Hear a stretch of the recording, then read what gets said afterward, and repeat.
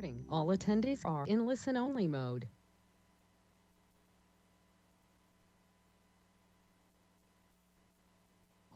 All right. Calling to order Historic Landmarks Commission, December 9th, 2020. So let's start with a roll call.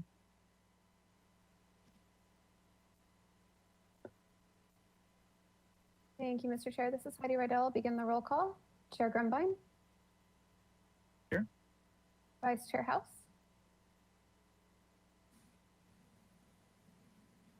Oh, I'm here. I was unmuted. I was muted. Commissioner Drury. Here. Commissioner Edmonds, absent. Commissioner Lenvik. Here. Commissioner Mahan. Here. Commissioner Uli. Here. Thank you so much. Great. All right. Well, let's start with public comment then. Any member of the public may address the commission for up to 2 minutes on any subject within its jurisdiction that is not scheduled on this agenda for public discussion. Do we have any public comment? Okay, thank you, Mr. Chair. So to any attendees that are present, you can go to your control panel and click the hand icon that'll let the organizers know you would like to speak. I do see Richard Clausen would like to speak, so I'm going to go ahead and unmute you, Mr. Clausen, and you'll be limited to 2 minutes. Your audio is on, so thank you. Go ahead and start when you're ready. Thank you. First, congratulations to the continuing commissioners recently reappointed for another term. I thank you all for your steadfast efforts. My general comment today relates to no particular agenda item, but to the formality and perceived objectivity of the meeting process. I made similar comments to the Planning Commission, which handles this issue very well, and will also speak to the Architectural Board of Review. All design review boards have been working on revising their guidelines toward the goal of employing only objective design standards. There are many reasons for the state mandate, but overall, I think that they encourage a level playing field that all applicants and the general public can understand and expect during the city review process. I would ask that you also encourage objectivity dealing with applicants and staff members during those meetings. The image of an experienced applicant calling commissioners or staff members by their given names suggests an inside familiarity not available to many others. Even though some applicants may know you professionally or socially in other circles, during city official business, this is a poor look. You may honestly treat all applicants equally and fairly. And as a frequent attendee at your meetings, I believe that you do. But other citizens or less experienced applicants may think otherwise. As Andrea Agassi made famous for Canon cameras, image is everything. You may have little control over what applicants call you or who may overstep the line saying, Ellen, can you unmute my associate? Or Timmy, can you go to the next page? But it would be good to get out the word, maybe with me as an excuse, that public commenters would like more equal formality between applicants, commissioners, and staff members during meetings. Thank you. Okay. Thank you, Mr. Clausen. And Mr. Chair, I do not see any additional hands raised again to any attendees. If you would like to speak, you may click the hand icon and let the organizers know you would like to make public comment on items not on today's agenda. And Mr. Chair, I don't see any additional hands raised. Okay. I'll ask Ms. Thank you. Riddell, did we receive any written correspondence on items not on today's agenda? Thank you, Pilar, and to the chair. No, we did not receive any written correspondence for items not on this agenda. Yeah. All right, thank you. Okay, so with that, we'll close public comment and on to item B, approval of the minutes of the Historic Landmarks Commission meeting of November 25th, 2020. I move approval of the Motion. minutes. Second. Motion by Uli, second by House. Under discussion, edits, Mr. Chair, Mr. House. the Vice only Chair. thing I have is on page 6 and at the very end of item 3, 401 state, the comment 9 reads, the State Street elevation faces due east. That's not factually correct, and it's not really relevant. I think just say on the State Street elevation, consider providing more awnings and smaller windows. Okay, yeah, that makes sense. And considering our confusion with our cardinal directions, Can't help it. it's clear without it. So that it's clear that it's the State Street elevation. So that makes sense. Okay. Other edits? Mr. Chair? Commissioner Mahan and then Commissioner Lundvik. Okay, on the page 5, item 7, I think that when it says the entrance extending to the sidewalk, I think really that should say the entrance extending over the sidewalk. Weren't we referring to the arcade entrance? That's correct. Yeah, it should be the entrance extending over the sidewalk is problematic.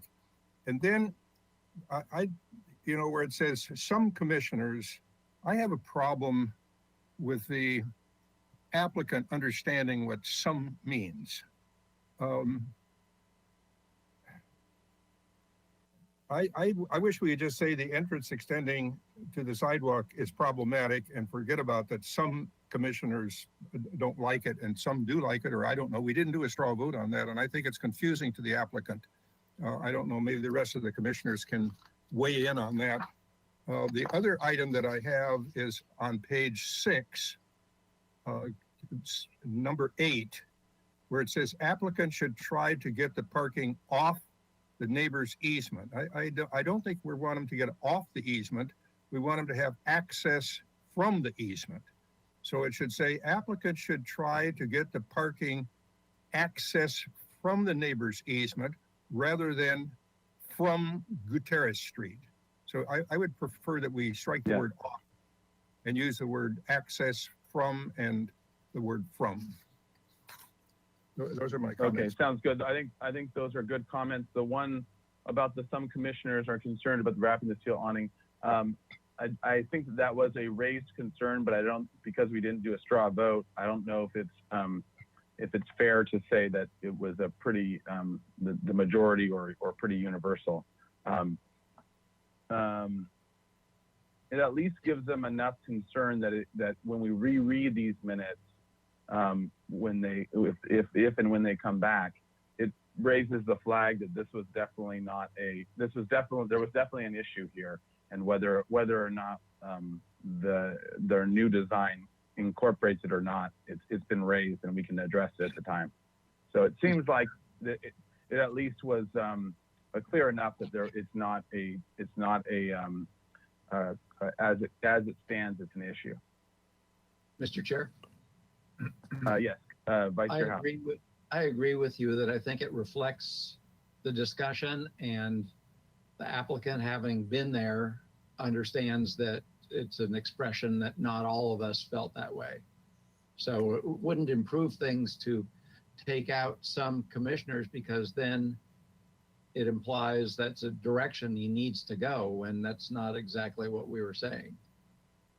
So I don't have a problem. Yeah, I think it was at least not clear enough that one way or the other, and we didn't take a straw vote, so we can't quote numbers on it. So, Ms. Plummer? Thank you, Mr. Chair. I just wanted to remind apologies. Sorry, Commissioner Lemick, we'll get back to you right after, Ms. Plummer. I just wanted to remind the commission that this was a one-time pre-application consultation, so comments made at those are non-binding for the formal application when they do submit for that. So the idea of that was to give some broader comments. That's again why I cautioned the commission from doing a straw vote at that time, because they'll need to submit for a formal concept review at a later point. Okay, thank you. Commissioner Lundvik. Yes, thank you. I would, if I heard Ms. Plummer correctly, straw votes should not be taken at these concept reviews, courtesy concept reviews. The other thing that about this particular project, there were a number of commissioners who felt that it was not neighborhood compatible. And that didn't really show up in the minutes. What did show up is comment 1. You drop down to Okay, so comment let's go, 1. if we can scroll to comment 1. Yeah, okay. There it says a majority of the commissioners felt that in general, this is an essay design project. That is not what the chair said in his summary. What the chair said at 3 hours, 18 minutes into the tape was many, if not a majority, of the commissioners felt. That is entirely different than what item 1 states. What Chairman Okay. House said was So, many, if not a majority. okay, so let's put, I think that's a good subtle difference. And that does differentiate, I think, the discussion well. So if Ms. Rydell can re-review the tape and adjust with that, I think it would be that makes appropriate, an appropriate differentiation. At about with- 3 hours with- and 18 minutes exactly on the tape. About, Okay, or great. is that- Yeah, plus or minus a few seconds. But I think it's really important that we don't mislead the applicants with a poor choice of words when there were members who did not feel that this particular building was appropriate on that corner at that size. And while I agree with your adjustments, assuming that was the correct quote, and I'm sure it was, that your adjustments to item 1, I do think that item 2 is clear about that there are concerns about the project's neighborhood compatibility. So I think that very much clearly states that it's not I think the majority of commissioners felt in general it's a nice design project was more about the aesthetics of things in general and not about their neighborhood compatibility. But That's not the what you said when you summarized. You said when Okay. you summarized, quote, many, if not a majority. yeah, sorry, what I'm And trying that to has got to show up in differentiate the is, minutes. Yeah. Got to show up in the minutes. I agree. Mis- It does need to show up Mr. in the Chair, so Mr. Chair, we do need to continue with this. What I would suggest is we'll rewatch the tape and make any edits that are necessary. And if we need to bring it back to the commission for re-acceptance of the minutes, we will do so. Okay, thank you. Mr. All right. Chair, Any, Mr. Drury, Commissioner Drury. yeah, since we're getting pretty nitpicky on number for the overall size and the combination of windows, blah, blah, blah, size and scale, period, and then a capital S on study. You're running two How do you know it sentences was a together. capital S?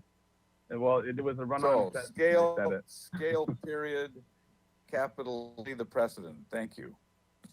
All right, thank you. All right, any other edits? I have one other on page 4, item 7. I think it should read, the landscaping above the driveway fence, above the hardscape above the fenced termination of the driveway should be studied. The hardscape above the fenced termination of the driveway. And should Mr. be Chair, studied too. Okay. perhaps Yes. instead of with Vice minimum Chair Hunt. included, it should say to minimize pavement area. Yeah, okay. That sounds right. More Okay. concise. Sounds good. Any other edits? All right. In that case, so are we looking to approve the minutes with the edits, but that they might come back to us, or what's the Ms. Plummer? How would this move forward, or should we just have it come back to us? Mr. Chair, specifically for that one item, I would suggest that you just continue it and we'll schedule it for acceptance at the next meeting. Just the one portion of it, or the whole? No. No, the minutes. Oh, the minutes. Okay, great. Keeps it easy. All right. Does there Those, Do we those, have a, There was a motion and a second, but what is being suggested now? those edits seem so minor that it seems that we Yeah. can move the minutes with the edits and move on. I have no problem with that. I have no problem with it's just a question of, okay, we can make the motion so that it is, if staff finds that that one item was, to adjust it per Commissioner Lenvick's comment after reviewing the tape, if appropriate. But we're trying to approve something that we haven't checked. You know, the idea is we're assuming that Commissioner Lenvick's not making it up. No, I'm just kidding. We're assuming that we don't know yet, and so we're wanting them to go back and adjust the minutes per that. So we can maybe make the motion, assuming that we. I'm just kidding. Assuming that that is what they find. So, as the maker of the motion, I am comfortable swapping the word majority with many. You know, it was a conceptual, non-binding item anyway, so it doesn't really matter what we say. It doesn't bind anybody. So whether it's majority or many or some or a few or, you know, 2 or 3, I don't think it's relevant. okay, sounds good. If the seconder, okay, and the seconder's okay with it. So, all right, then with those, the So approval of the minute. How will it read? Many. What the chair said, in fact, is, quote, many, if not a majority. Well, then that's what it will say, because that's what's on the tape Thank you. at Yep. 3 hours and 15 minutes. At 3 hours and 18 minutes. 18. Give or take. Hey. All right. All right, so with that, are we ready for a roll call vote? Let's do it.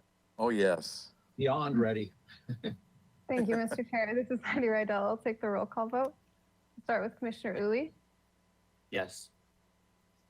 Commissioner Drury, Yes. Commissioner Lenvick, Yes. Vice Chair House, Yes, yes, yes. Commissioner Mahan, Yes. Chair Grumbine. Yes. That is unanimous. Thank you. All right. Okay, on to approval of the consent calendar, December 9th, 2020. Make a motion to approve the consent calendar. I'll second that. Thank you. All right, So, under Mr. discussion. Chair, item A, 1790 Sycamore Canyon Road received final approval as submitted. The consent calendar was reviewed by Commissioner Mahan.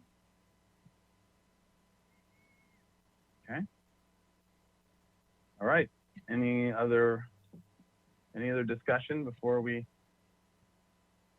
vote? Or actually, yeah, we have a motion in a second. So, all right, there's no other discussion, do a roll call vote. Thank you, Mr. Chair. I'll take the roll call vote.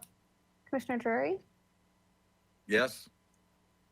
Commissioner Lenvick, Yes. Vice Chair House, Yes. Commissioner Mahan, Yes. Commissioner Uli, Yes. Chair Grumbine. Yes. That is unanimous. Thank you. All right. Great. Okay. So we are on to item D, announcements, requests by applicants for continuances and withdrawals and future agenda items and appeals. Thank you, Ms. Mr. Plummer. Chair. I'll have several announcements, but first, Ms. Nzweta has an announcement.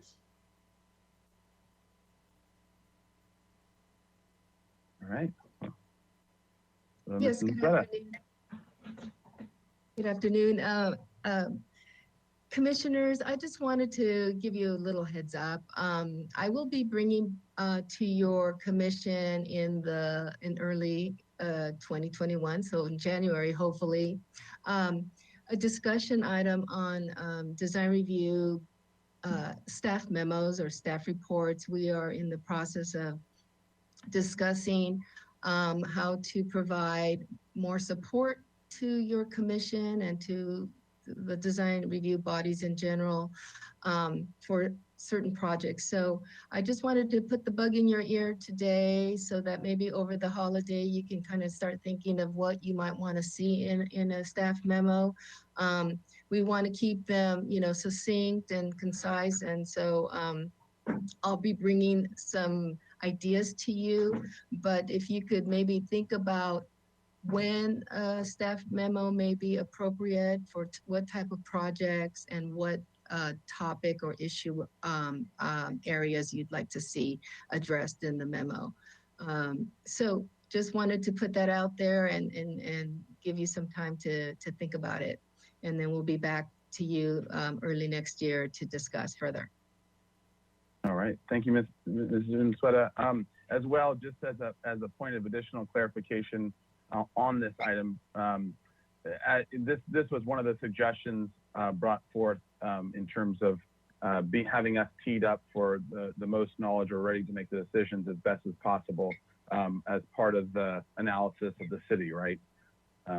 Sort of the internal review of the city, and this is one of the suggestions brought forth. And along those lines, and sort of adding to what Ms. Valenzuela has said, I think it would be really good for us to be thinking, you know, use this next couple meetings as a good time to think through what would have been good to know about a project ahead of time, or things that we really would make sense as a staff report without turning everything into another pile of paperwork for people to push around to do, but things that are really the most helpful for us and what we want to see information-wise in that. So anyways, that was just a sort of to help flesh out some of those things. And since we have a couple of rounds before we had the discussion, I think it's a good chance for all of us to think about what we would want to know about a project as it comes forward and what type of project. Mr. Chair, Okay. I certainly, Yes, I Mr. Lee. look for you having a staff memo or a staff report depending on complexity of projects. So certainly do appreciate staff picking this up. It will be extremely helpful in our review. Okay, thank you. Thank you so much. All right. Thank you, Ms. Valenzuela. All right. On other announcements, Ms. Hernandez? Yes, thank you, Mr. Chair and Commissioners. I just wanted to let you know that we did take the Historic Resources amendments to the Planning Commission last Thursday. And they did get through the questions section, but did not have time for deliberation and comments. So it was continued to December 17th. The Thursday is December 17th. And I believe we're almost the first item up. And they're going to open public comment again. And then they'll just have deliberations. And I'm preparing a memorandum, a memo based on just a few items they brought up and minor changes that Mr. Doimus and Irma and I worked on based on, there were a couple typos and a couple concerns. So we tried to massage the language. So I'll send you the notice when that memo goes up and the revised ordinance so you can see it, and I'll put it on the HRO page. And you know, you're welcome to chime in on that public comment time. I think the chair also agreed to have the HLC chair come on as a panelist at the very beginning if you want to say a few words from the HLC, because they didn't really hear, except for through me, from the HLC. I know Commissioner Howes was there, but they didn't ask any questions of him. So I feel like there's a little voice missing. And I talked to Chair Schwartz and she said having your chair would be a good idea for a short little statement. I think that's it. Okay. Unless you have any questions about Great. that. And actually, a couple things. One is, what time is it at again? They start at 1, and I think we're the first one on the agenda. So I just saw the draft of the agenda, but you know, then they just have their early, you know, just like you do, minutes and things like that. Yeah. So. Okay, great. And then for those who want to speak as members of the public, but also I would ask that I'll summarize as best I can our HLC's discussion and reasons for the changes that we have asked and the sort of crafting of it.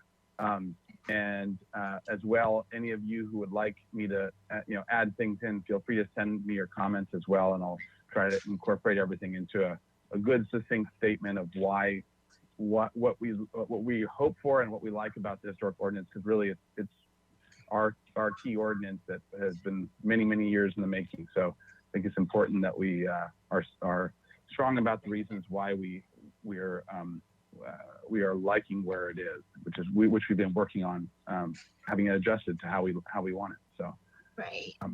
And as a follow-up, their view looking at this is that it meets the general plan, because they have to make a finding that it meets the general plan for them to make zoning amendments. So, the huge part of the general plan in our world is the historic resources element. So I am glad to try and keep pointing out certain parts of the element, and they have it in their packet as well. But that's what they're looking for, and that's why it's there in front of them instead of going straight to council. Mr. Chair? okay. Mr. Drury. I'm assuming that we have all read Richard Clausen's letter to us, detailing his somewhat mild dissatisfaction with the bit of nitpicking that the planning commission did, which it really, that surprises me that they would do that. Ms. Hernandez, what is your feeling about, did you read Richard Clausen's letter? I did read Yeah. quickly. We were the only item, and it took the whole time, and we are continued. So it was very thorough, and I felt like a little like I was on trial. And I was, Yeah. But to be fair, they have a lot of questions. They're not as familiar with our processes and so many things we do. So their questions seemed reasonable. And it just I'm used to talking to you all the time, and it's a different audience. So I just think there's a lot to explain to them, because they don't see this every day like we do. Yeah, that may be part of the thing. Oh, well, thank you.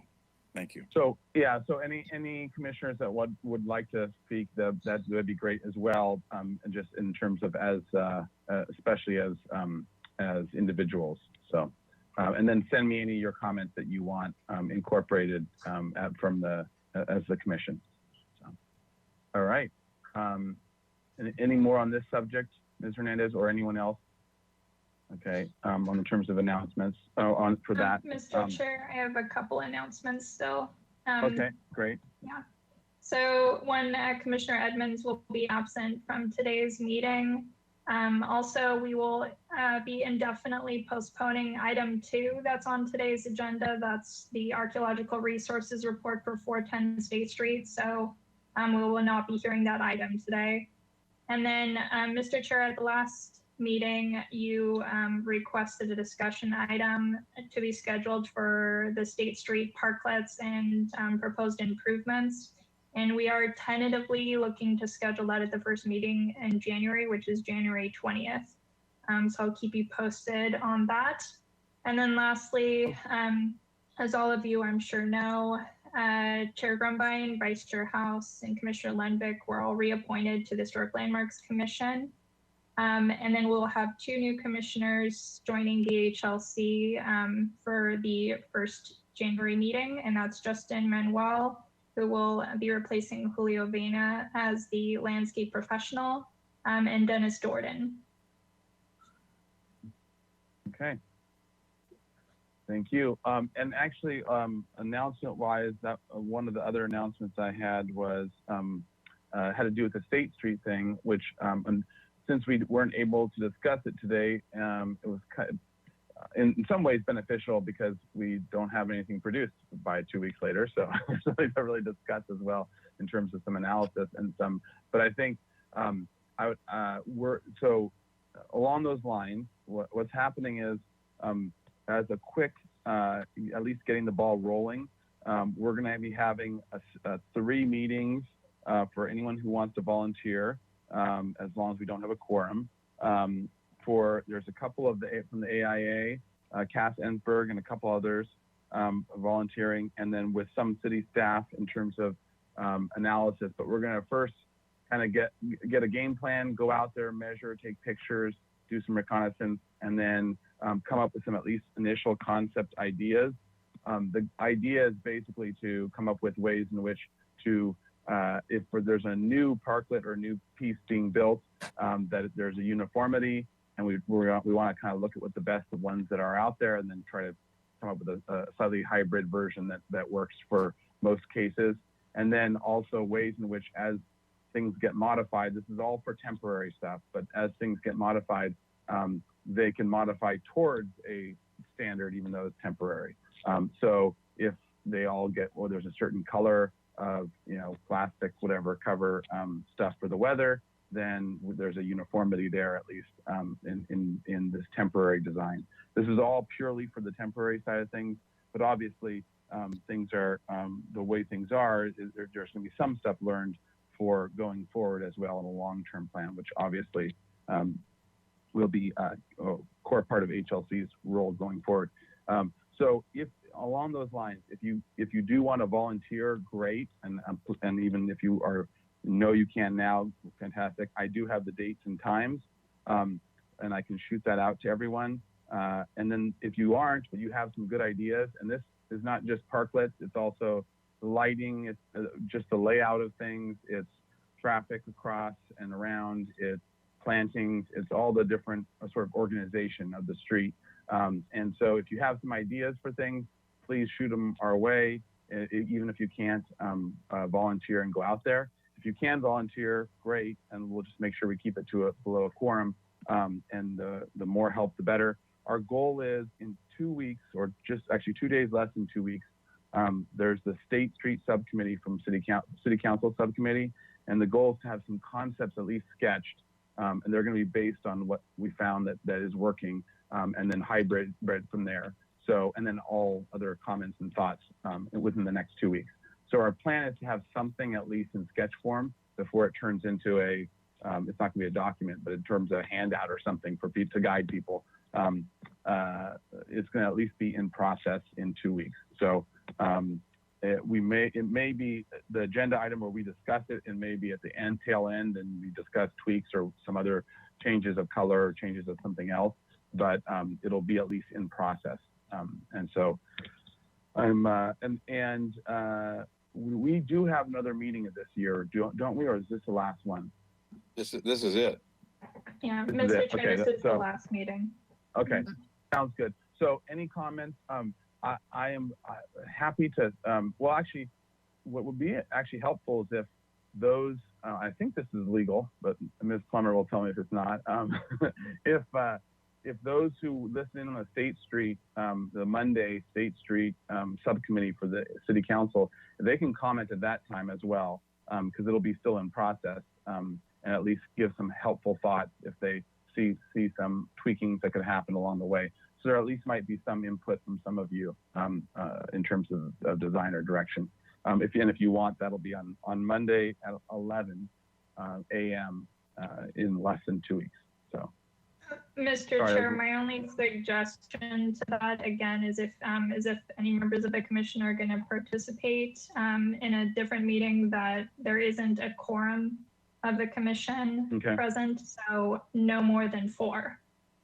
Yeah. Okay, so sounds good. So please contact, maybe can they contact you for that cross coordination, Ms. Plummer, to make sure that yes. we're I okay. would suggest that we if don't. anyone planning to attend that they just keep me informed, or Ms. Inzueta informed. Thank you. Okay, perfect. Mr. All Chair. right. Commissioner Vice Chair House. I would like to speak further on the Planning Commission hearing about the Historic Resources Ordinance amendments. I don't believe we can because it's not on the agenda. And, I think the discussion on this item D has gone on quite a while, talking about details of items that are not on the agenda. And I don't think that's the purpose of announcements. We've got to really be careful.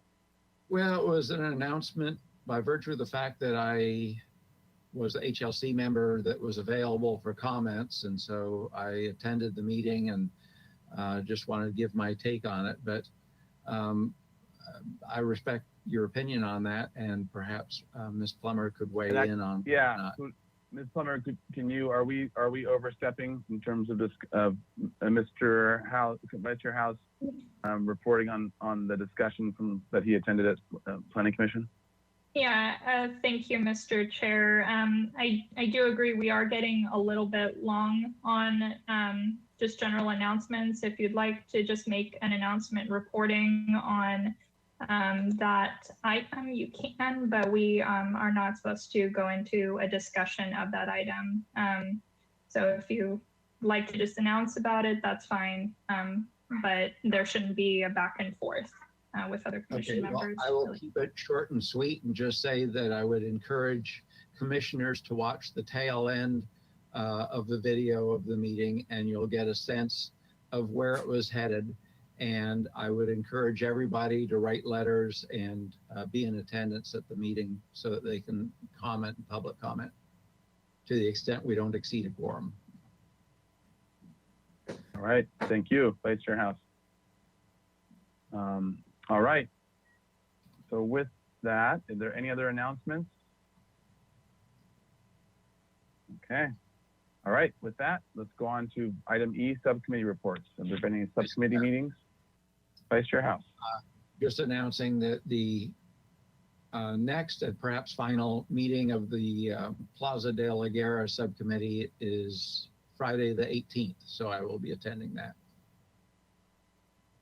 All right, thank you. Thank you for attending. And Can I Commissioner come Drury, too? will you be attending it? I was gonna say, Commissioner Drury, were you gonna be attending as well? Yes, I will. Okay, great. But we look forward to hearing your report in the new year. All right. Okay, any other subcommittee reports? All right, in that case, let's move on to item 1. All right, so proposal for, okay, item 1 is 825 De La Vina. This is the archaeology report. Proposal for a 4-story mixed-use project on a site currently developed with a private surface level parking lot using the AUD program. Project entails construction of a 19,000 square foot, 21-unit rental complex with 380 square feet dedicated to commercial floor area. Unit mix includes 5 2-bedroom, 10 1-bedroom, and 6 studio units, ranging in size from 479 to 1,400 square feet, with an average unit size of 777 square feet. 2 of the units will be designated for inclusionary housing. The proposed density on this 4,600 square foot lot is 62 dwelling units per acre on a site within the priority housing overlay, which allows between 37 to 63 dwelling units per acre. Proposal also includes 23 parking spaces and 40 bike parking spaces. This is requesting acceptance of an addendum to a phase 1 archaeological resources report prepared by David Stone, Stone Archaeological Consulting. Ms. Plummer. Thank you, Mr. Chair.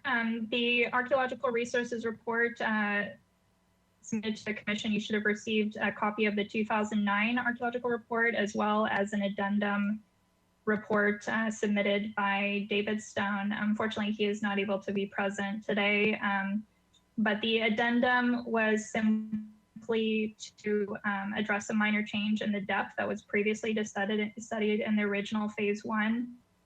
So there's very limited information that needed to be restudied.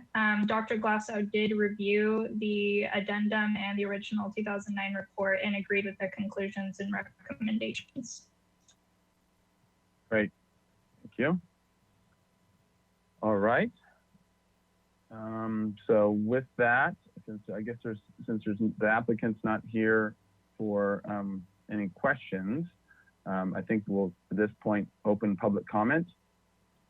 And any member of the public wishing to comment, please follow the instructions here and click on the icon to raise your hand. Thank you, Mr. Chair. So to any attendees that are present, if you would like to speak, you can go to the control panel and click on the hand icon. If you'd like to speak on this item, you'll be limited to 2 minutes. Mr. Chair, I do not see any hands raised for this item. And Ms. Raydell, did we receive any written correspondence on the archaeological report? Thank you, Pilar, and to the chair and the rest of the commission. No, we did not receive any written correspondence on this item. Great, thank you. All right, so with that, I'll close public comment. Back to the commission. I guess there can't be any questions, so it's just discussion and a motion. If someone feels so. There's no discussion needed. Anyone feel like they need to discuss it? All right, so in that Chair, I'll case. make a motion for approval of the addendum as submitted. I'll second. All right. Motion by Vice Chair House, second by Commissioner Mahan. Under discussion. Any discussion? All right. In that case, do a roll call vote. Thank you, Mr. Chair. I'll begin the roll call vote. Start with Commissioner Lenvik, Yes. Vice Chair House, Yes.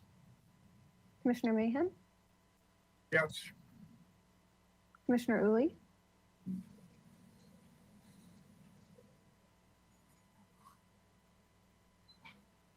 Commissioner Uli, are you there?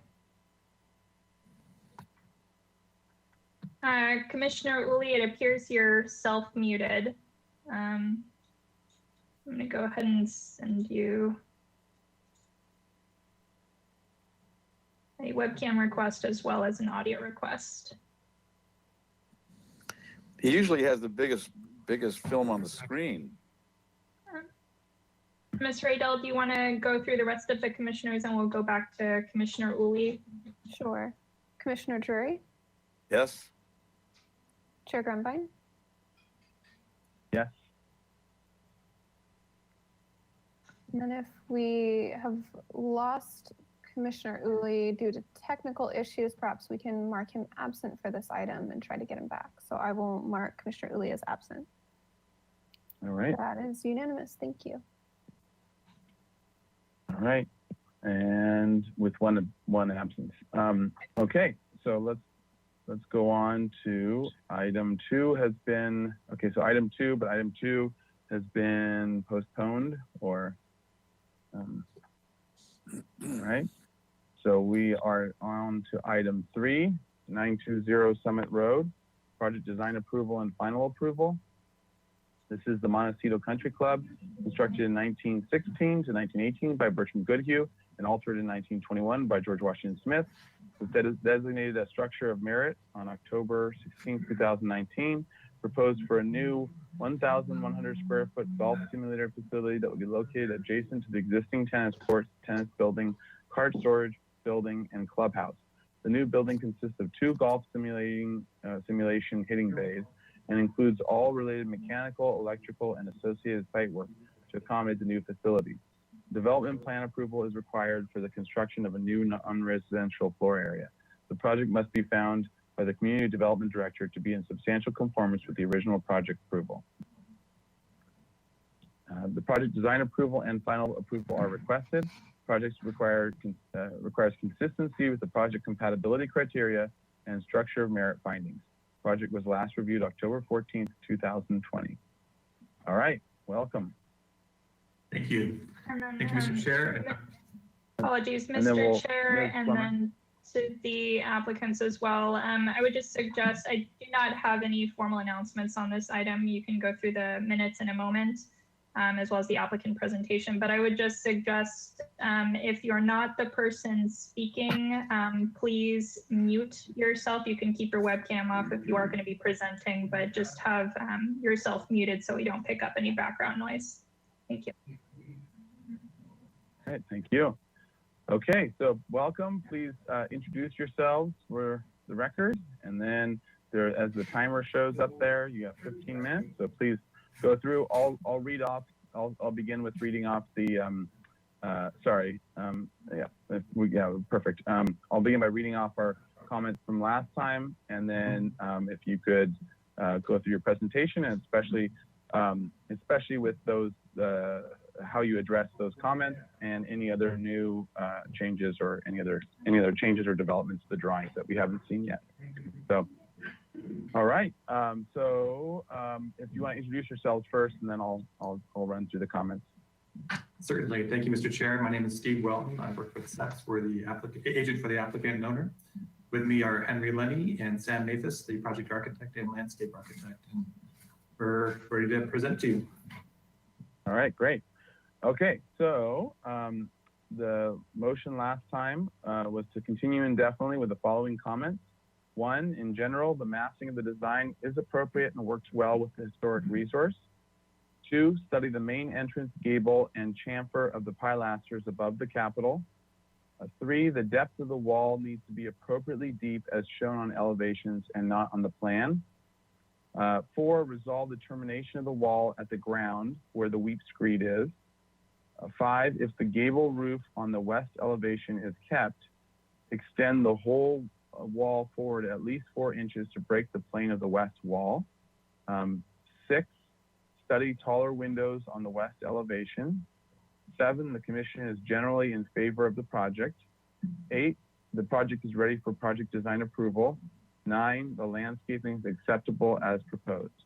And the motion was by Vice Chair House, second by Drury, with 5-0-0. Edmonds and Mahan were absent. The motion carries. All right. So with that, why don't you take it away? Great. My name is Henry Lenny, and I'm going to be presenting the items that you just mentioned. Why don't we just go item by item first? And I think the first one was study the entry chamfer, so that if we can go to the elevations.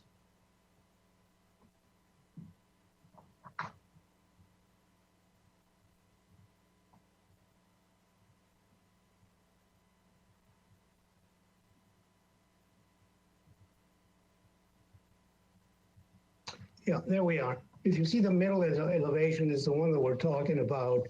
I had a chamfer on top of the capitals, and I went ahead and removed it and just kept it very simple, very similar details to the main building. And I think that was one of the requests that I think the Landmarks made. I have to say it does look much better without that chamfer. The other request was that we should enlarge the height of the windows, which we did. And then if you go down to the lower elevation at the rear, you can see that on that, what is it, the west elevation actually. We also enlarged that window that you see there with all the details to match all of the existing buildings. Additionally, we took your suggestion and actually projected the wall or thickened the wall 6 inches. And we kept the window recess to the interior. And that gave us an opportunity to put the sloping sill. The next item is, if we can go back to the plan, the suggestion was to make sure that we're consistent in showing the thickness of the walls. And if we look at the floor plan,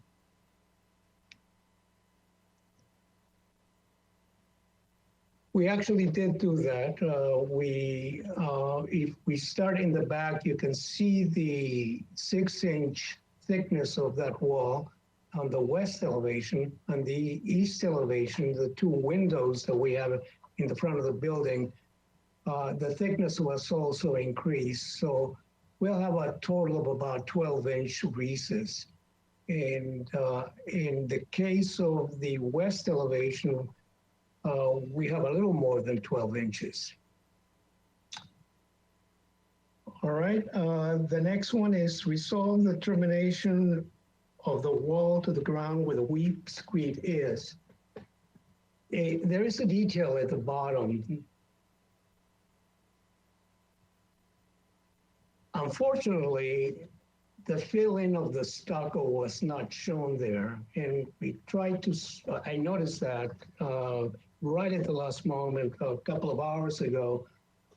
But the idea is to put a riglet there. And, you know, I did do a elevation. I don't know if I can show it to you on camera. Unfortunately, we were not able to put the PDF on the set. Let me see if you can see it. But the idea is to have the riglet at the bottom of the area where it's shown as 2 and 4 inches, so that there is no distance from the bottom to cover completely that gap entirely. Now, just to clarify, that detail is only going to show at the entrance where the columns are.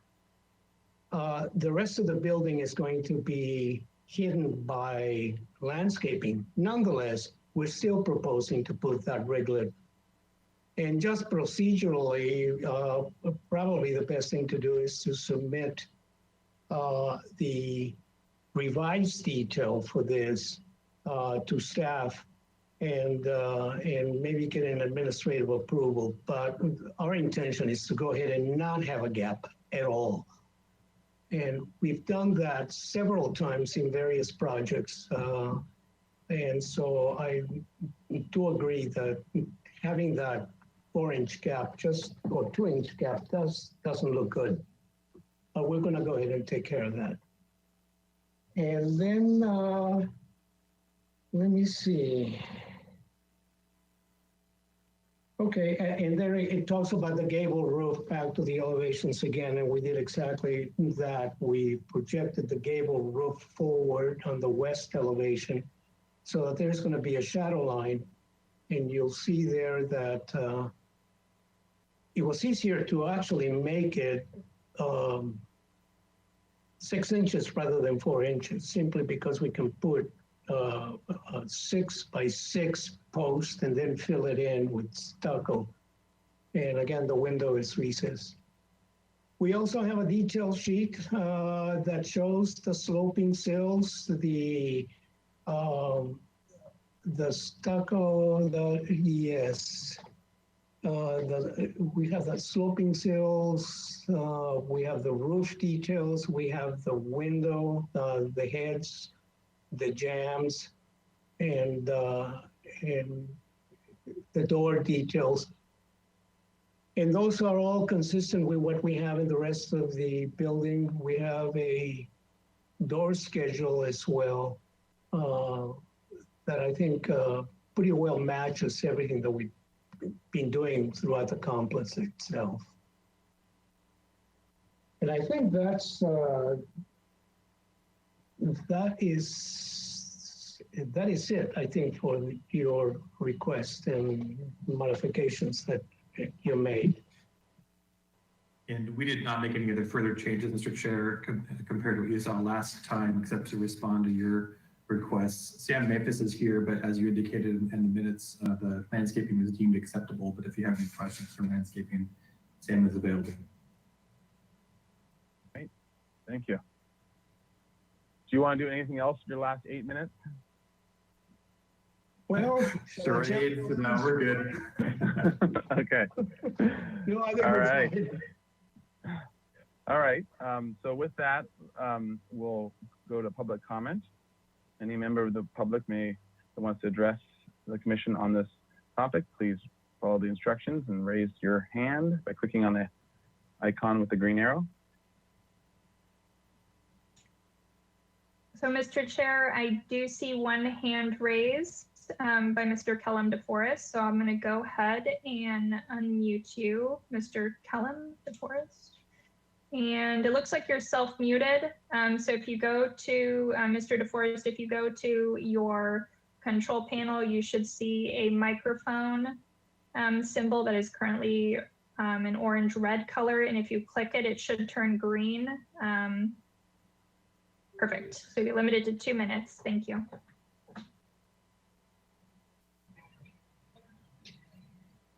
My feeling that this structure isn't Spanish enough. It doesn't reflect what I think either Bertram Goodhue or George Washington Smith would plan as an entrance. It looks colonial, it looks American colonial rather than Spanish colonial.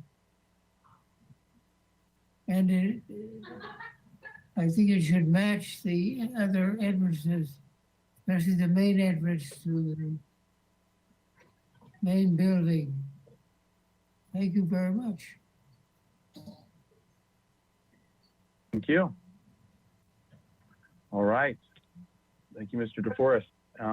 And any other public comment? Thank you, Mr. Chair. So to any attendees, if you'd like to speak, you can go to your control panel and click the hand icon that'll let the organizers know you would like to speak on this item. You'll be limited to 2 minutes. Mr. Chair, I don't see any additional hands raised. And Ms. Raydell, did we receive any written correspondence on this item?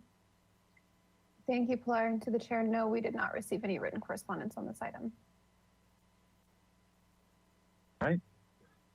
Thank you. All right. In that case, we'll close public comment and back to the commission for questions. Mr. Chair.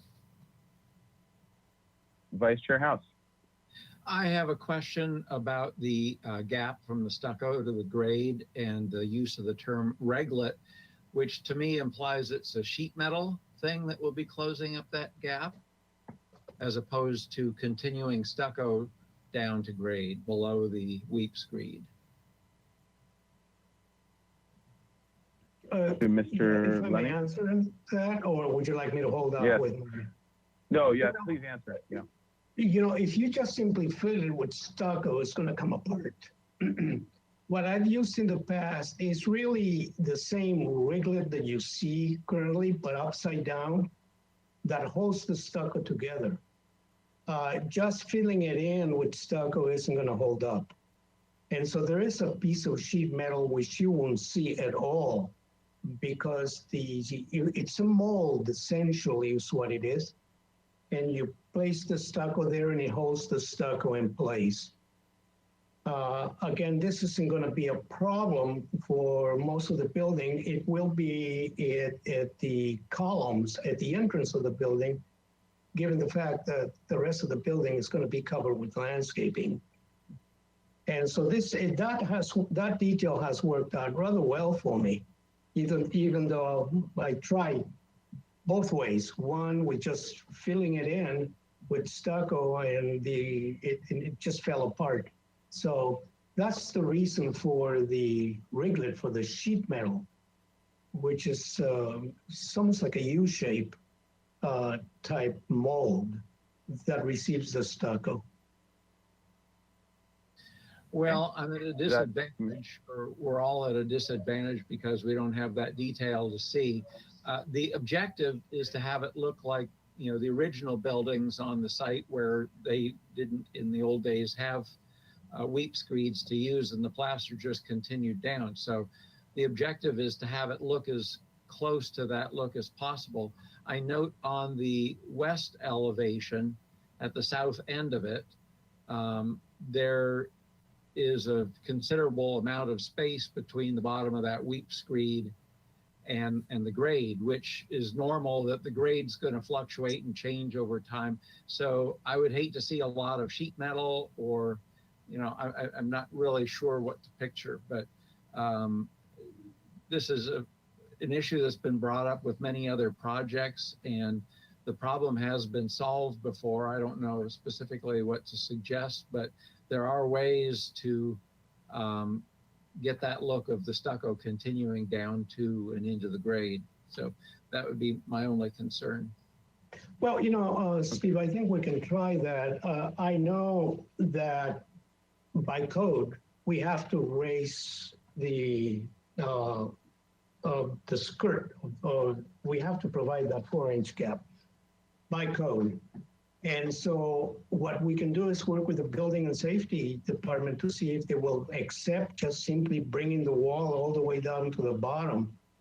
After all, we do have a concrete stem for the footing. But in the past, that has not been acceptable. So we did have to hold the sheet metal at the bottom. You won't see the sheet metal at all because you'll see a hairline, stucco line between the 4 inches and the bottom of it at the top. And that is, again, to prevent the water from racing up to the wood frame. And Well, Mr. Lenny, Mr. Lenny, unfortunately, hold on, Mr. Lenny, just to clarify, just so that, because it is difficult not being in person to be able to look at it and talk about the details. But just to clarify, I think I understand what you're talking about, and correct me if I'm wrong, but you're saying basically, as it's currently drawn, there is wall, there is plaster, there's a weep screed here, and there's a gap right here, right? And you're saying you put basically flashing or at least a J mold or something down here, way down in the planter or whatever, fill that with plaster so that you have plaster, weep screed, plaster, and then you have some stop to it, like a J mold or whatever your sheet metal is that you never see because you're just looking at the plaster instead of just filling with plaster right on the face of the wall. Is that correct? that is absolutely correct. Okay, You're I just want to make sure articulating we're exactly what I understanding where now obviously it's not drawn, but I just want to make sure that I'm understanding where you're going with it, what you're talking about in the drawing. Vice Chair House, does that help at all or no? Yeah, no, I think we may be talking about the same thing. It's not a matter of lowering the weep screed so it's right at the grade. I mean, it's understood that there will be some kind of line that shows there. I just want to make sure the plane of the plaster continues below the weep screed by whatever means other than an expanse of sheet metal that's going to get wavery and stuff like that. So if it's stucco below the weep screed, that would be acceptable. Okay, thank you. I just want to make sure that was clarified. And perhaps any other questions? If has any question about the suitability of the detail when it's provided to them, they could show it to the consent Commissioner Mahan on consent without agendizing it for consent, but just to email it to them to approve that that's the kind of detail we were talking about. Just an idea. Okay. Well, let's go through any other questions and then we can kind of go from there, I think. Mr. Commissioner Chair. Mahan, did you have a question? Yes, on elevation, the east elevation. Can we get that up? Yeah, Henry, would you consider the breakup of those doors to be more French doors rather than Spanish doors? Say that again, Bill, to be more. I'm trying to make it a question. Would you consider the breakup of the glass of those doors to be more French doors rather than Spanish doors? I see. So in other words, you're talking about the actual pane of glass that should be more. I'm questioning the little squares as opposed to, generally speaking, Spanish doors have less breakup and they have horizontals, but not so much. It's not the vertical. I mean, I'm trying to make it a question for you. Yes. Because I know that you know. I know that you know the difference between French doors and Spanish doors. Yes, I certainly do. And the answer, Bill, is that we were trying to actually copy the designs of the original doors on the main entrance of the club. But I do see the difference. Generally speaking, in a Spanish door, you would eliminate every other horizontal so that you can get some more vertical panes of glass. But I think one of the things that we were trying to do essentially is to really match, obviously not identically because the size and the width and the height are different of the main entry door of the club. And that is shown that way. And actually, piggyback a question onto that. So is the main entry doors, are they historic? And do we know what the historic divisions of windows and doors were around? And if you're saying, if I'm not sure whether the main entries actually are historical or they're just well done, but and I don't mean like historic as in original antiques, but are they based on the original historic design is the question. Yeah. Well, We the original. might ask the architect to study that. Okay. Yeah, I'm just wondering if he knows offhand or not. Okay. All right.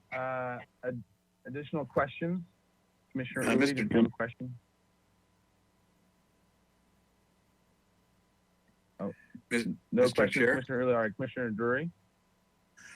Yeah, this is just sort of a general, I'm going on the elevation that's up on the screen now. And so I take it that the adobe roof comes down just past where the wall hits the roof, and there's no real eave, is that correct? In other words, there's no Yeah, in other words, that is correct. There's no overhangs at all in this case.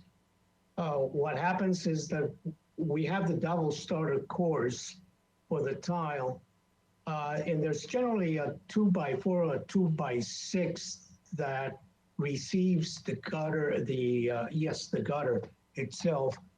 So it is the typical detail that you see in many buildings around Santa Barbara. And then if you look at the the north and the south elevation, that is where we have the plaster, the screed going up and wrapping around the tiles themselves. But okay, to answer the question, there's no overhangs at all. Okay. Yeah, so I see on I guess that would be what would that be? The south elevation up on the screen now?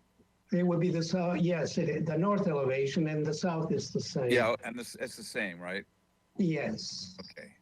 All right. I was just wondering for my own information, I was thinking there might be an opportunity for shadow, and that's, so the gutters, are they couched underneath the tile? Yes, it starts from the wall. And then if you can imagine the wrapped Spanish style, it's going to project forward from the door. And the stucco actually wraps to meet and eliminate the thickness of the tile itself. In fact, the one example that I can think of immediately is the old gas. The old, what is it called? Pacific Gas building on Victoria Street. That was. Oh, yeah. That has exactly the same detail. Okay, perfect. Thank you very much. And just for clarity to add to that, if Mr. Bolton could go to A4.1, we could look at the detail of what you were speaking of right now. I believe, and in detail 2 at the bottom that says roof eave detail, and if you can just kind of confirm that, that's what you're describing right now, right? Yes. And then there's a slight detail as well. Mr. Lenny. Thank you. Okay. All right. Additional questions? I had one. Can we go to, let me find it here, sheet A 5.1, or the elevation 1 at the bottom right, it's the south elevation. If you zoom in, okay. So the question is, so the roof gable for the entry on the right-hand side does not go in plane with the pilasters, it's set back? Yes, the south elevation is identical to the north elevation. And so it doesn't meet up with the pilasters that you have in front of those. So those I think are existing.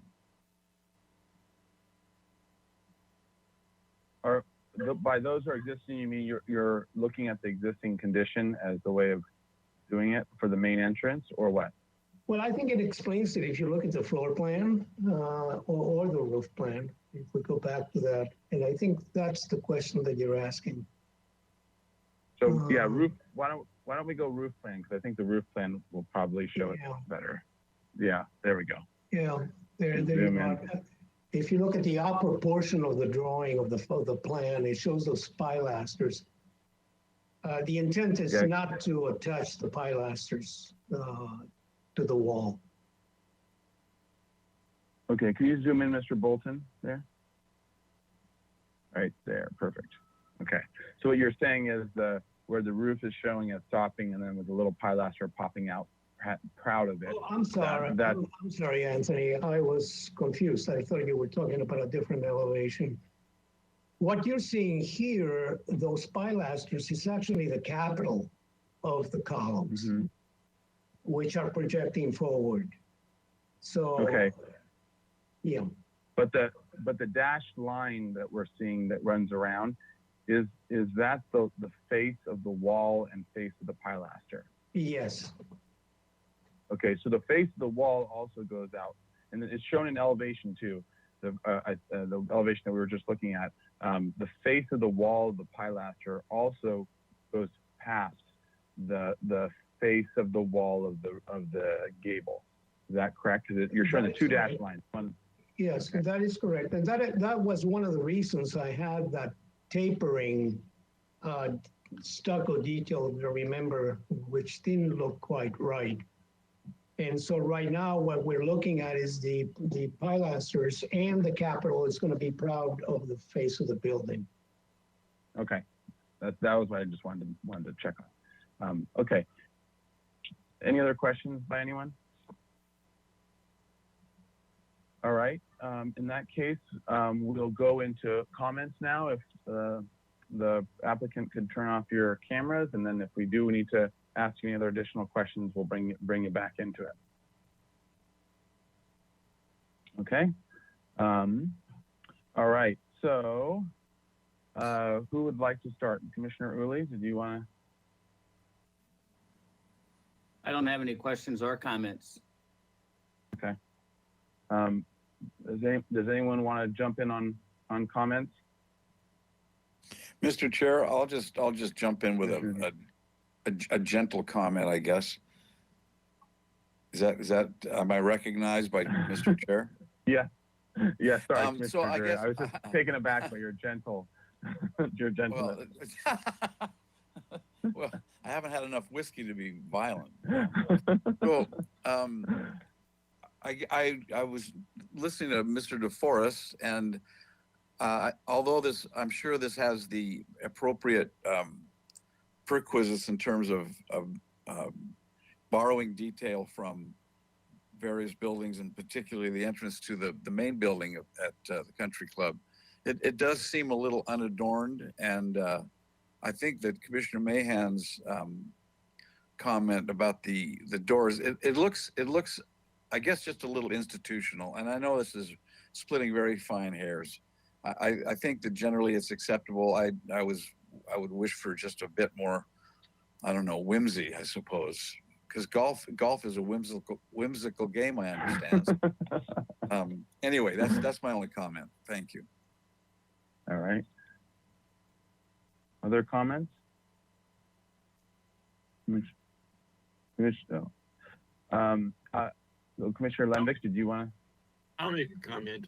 It's a pretty insignificant building, and we can debate, details for a long time on it. But I have three comments. One is that I think the capitals on the pilasters do not have enough height, not enough depth for the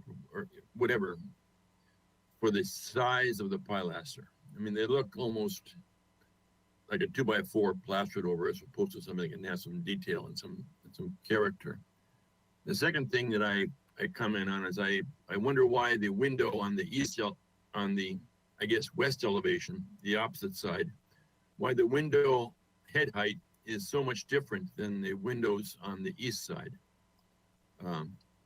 I think that while a larger window is fine, I think. Do you that want the to window- turn that into a question? Do you want them to No, answer it's a that? comment. There It's a was comment. a programmatic It's a comment. I Okay. don't think the design window. wise. Yeah, I don't think the window in the west elevation should be as high as it is. The head height. I Okay. think it should be the same head There height we as the Okay. other windows. And furthermore, I disagree with Henry about the detail at the base of the plaster wall. We have seen in Santa Barbara for years and years and years, the weep screed being there, which allows water to weep out from behind the plaster wall above. Water gets out and you plaster below the weep screed right on down the face of the foundation. And you look like you've got a building that is really traditional and would match the original building that's on the property. So those are my comments. I think you ought to see an improvement on that detail. The head height dropped. I think the capitals on the columns on the plaster should be increased in size. But I'm not Okay. going to vote against it for that reason. I just think we can see a better piece of architecture as well. Okay. Additional comments, Vice Chair House, did you? Mr. Chair. Yeah, I agree with Commissioner Lenbick. I don't think that the building needs any more ornamentation. I would wonder whether the capitals on those pilasters on the east elevation match existing details on the property. If they do, then I think they're fine, but if not, I agree they could be a little more proportionate. I'm more concerned about the point that you brought up, that gable, the face of that gable is recessed back from the face of the pilasters, and it just seems to me that would always be flush or in the same plane as the wall below. So problem with that, of course I don't, because I suggested it should be a taller window, and I think that it is a better composition. But I'm thinking, considering the discussion of the weep screed, which still seems somewhat unresolved, and also the breakup of the doors at the entry, I think it would be appropriate for this to come back on consent with any revisions. Commissioner Mahan? Do you have any comments? All right, if anyone else has any comments, otherwise I'll jump in. I agree with the other comments made. The one thing about the door and window breakups is, although I do agree with Commissioner Mahan that on average or typically Spanish, especially George Washington Smith, goes horizontal with the light and usually larger panes of glass, larger lights, and then usually more horizontal.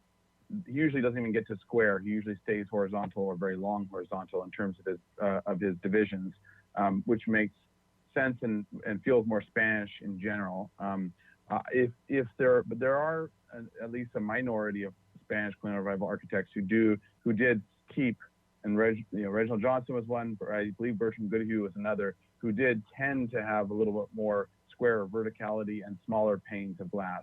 So if this is matching what was original to the building, I don't have a problem with it as those doors, especially if they're the same size panes.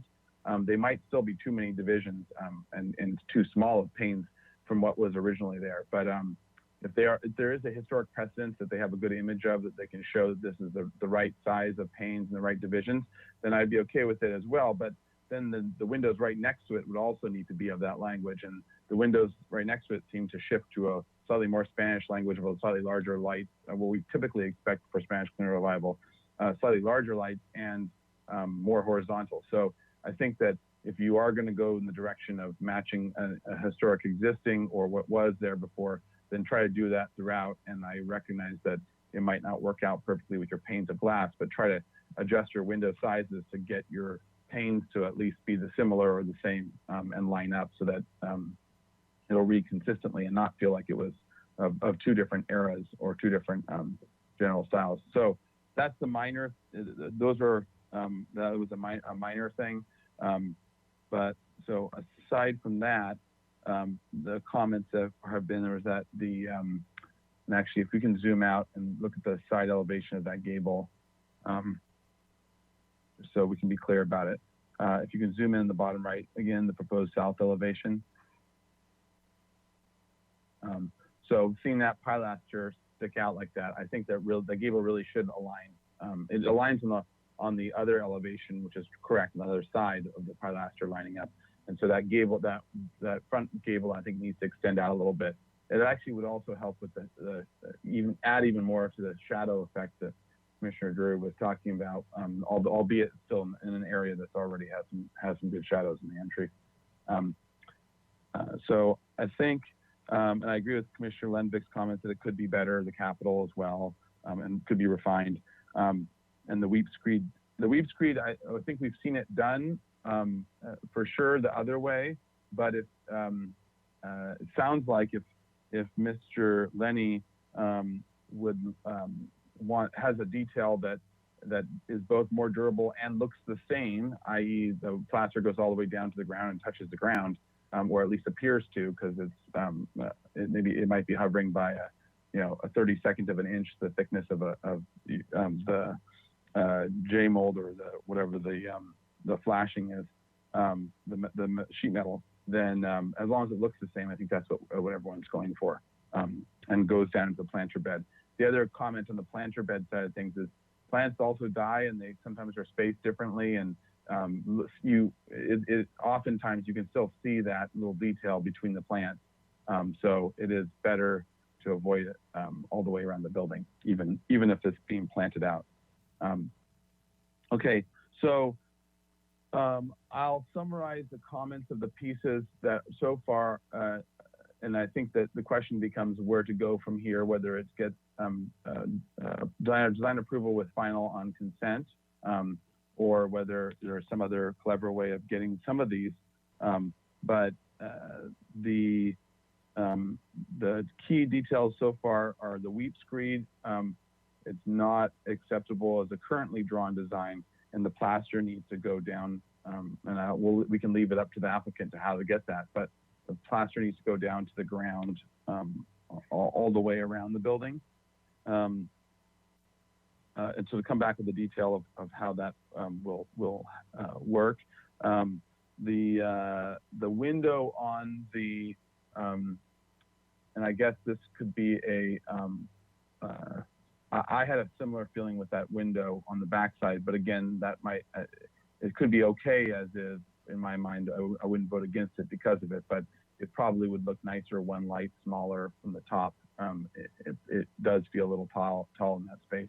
I think there is some program on the other side that's keeping the sill from dropping, but it does seem a little on the high side there.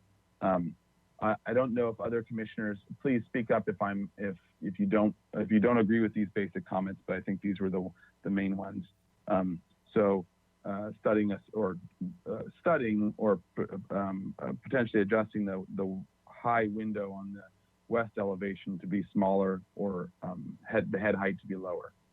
And then the gable, we discussed the gable of the entry gable to extend so that the face of the gable reaches the face of the pilaster shaft. And then I think those were the key comments. Was there any other? Oh, the doors and windows to either match, to have a historic photo for precedence of what the divisions are, so that if it's matching a historic precedence of the main building,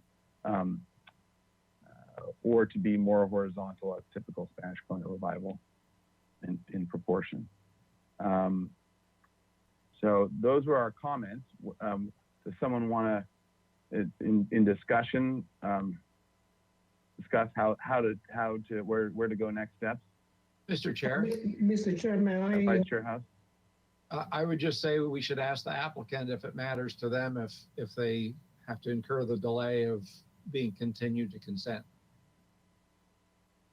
All right, and to the applicant, and actually, as a clarification point, and Ms. Plummer, this is for design approval and final approval.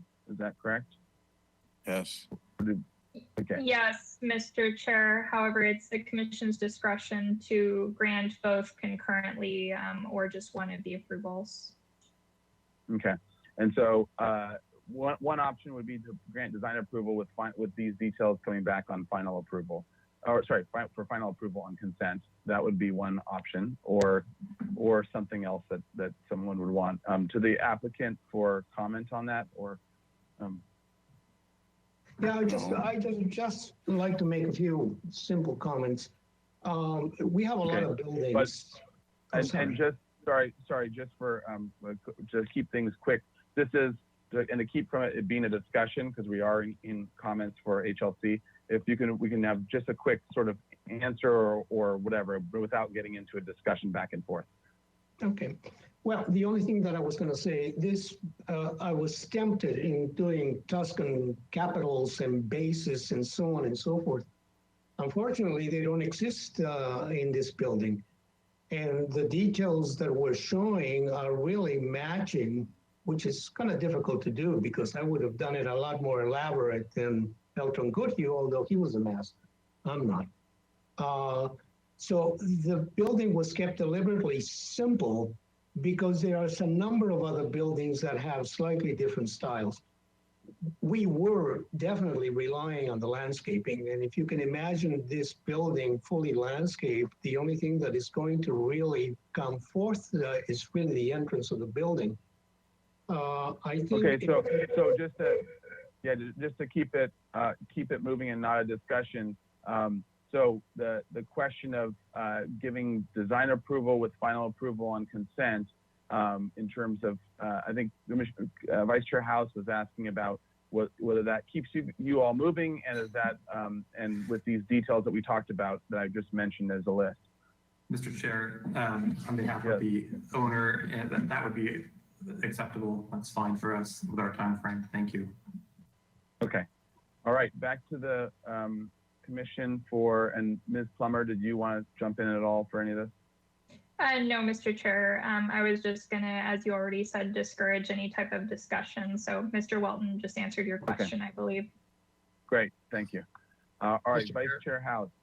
Yeah. I'll make a motion for project design approval and to continue this to consent calendar for final approval. That's the comments that you have enumerated. Okay, Commissioner Uli, second. Okay, And then under discussion. Mr. Chair, and then to Vice Chair House, if you would include in your motion the findings for project design approval for this item. Okay, those are coming up on the screen. Yes, Mr. Bolden, if you could go to the findings. Okay, project compatibility criteria.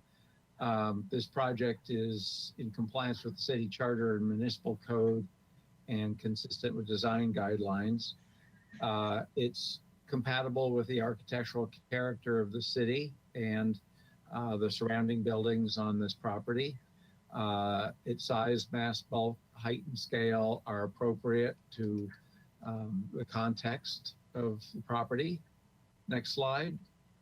And it is sensitive to adjacent landmarks, which would be the main building of the country club, I presume. And it does not obstruct public views of the ocean and the mountains, and the open space and landscaping are appropriate. And then Mr. Bolden, if you could go to the structure of merit findings. Thank you. Okay. So the exterior alterations are being made for the purposes of restoring the structure. Well, what finding am I Or supposed to? enhancing. What's that? Or enhancing. There's two. So it's either restoring the structure of merit or This project in order is to substantially enhancing. aid in preservation. Yeah, this project is enhancing the historic resource. Thank you. All right. And does the seconder accept those additional? All right. Yes. Do I have another one to do here? No, that's it. Thank you, Vice Chair House. Okay. All right. So with that motion made and second, under discussion, Any discussion? Commissioner Lenvick. Yeah, I'm going to oppose this because I don't believe that we can accurately state that this building is compatible with the main buildings on the site that are structures of merit. In that discussion, for what reasons are you saying that? Because what can you elaborate? And with answering because this is for design approval with all the items that we listed, saying those still need work and refinement, but with overall design approval on the general aspect. Go back to finding 4, I think it was.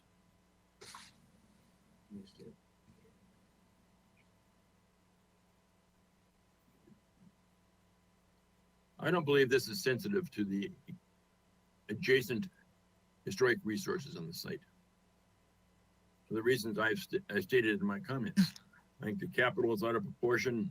Someone else mentioned that the face of the roof above the parapets or above the capital is back and should be out on the face of the column. There are a lot of things that I think are not sensitively done. So I can't agree with the finding number 4. Okay. I'm just one person. Yeah, I know, but yeah. It's even better when it's unanimous. Okay. In my interpretation of it, the point of design approval as the big picture design approval is we're saying that in particular these areas still need to be adjusted and refined, but the bigger picture is okay by these marks. In other words, it's not in conflict within the larger overall design, which is actually the majority of it. So, but I just wanted, in terms of discussion, to at least have that discussion. Okay. All right. So with that, any other discussion? Okay. In that case, let's have a roll call vote. Thank you, Mr. Chair. This is Heidi Rydell. I'll begin the roll call vote. We'll begin with Vice Chair House. Yes. Commissioner Mahan.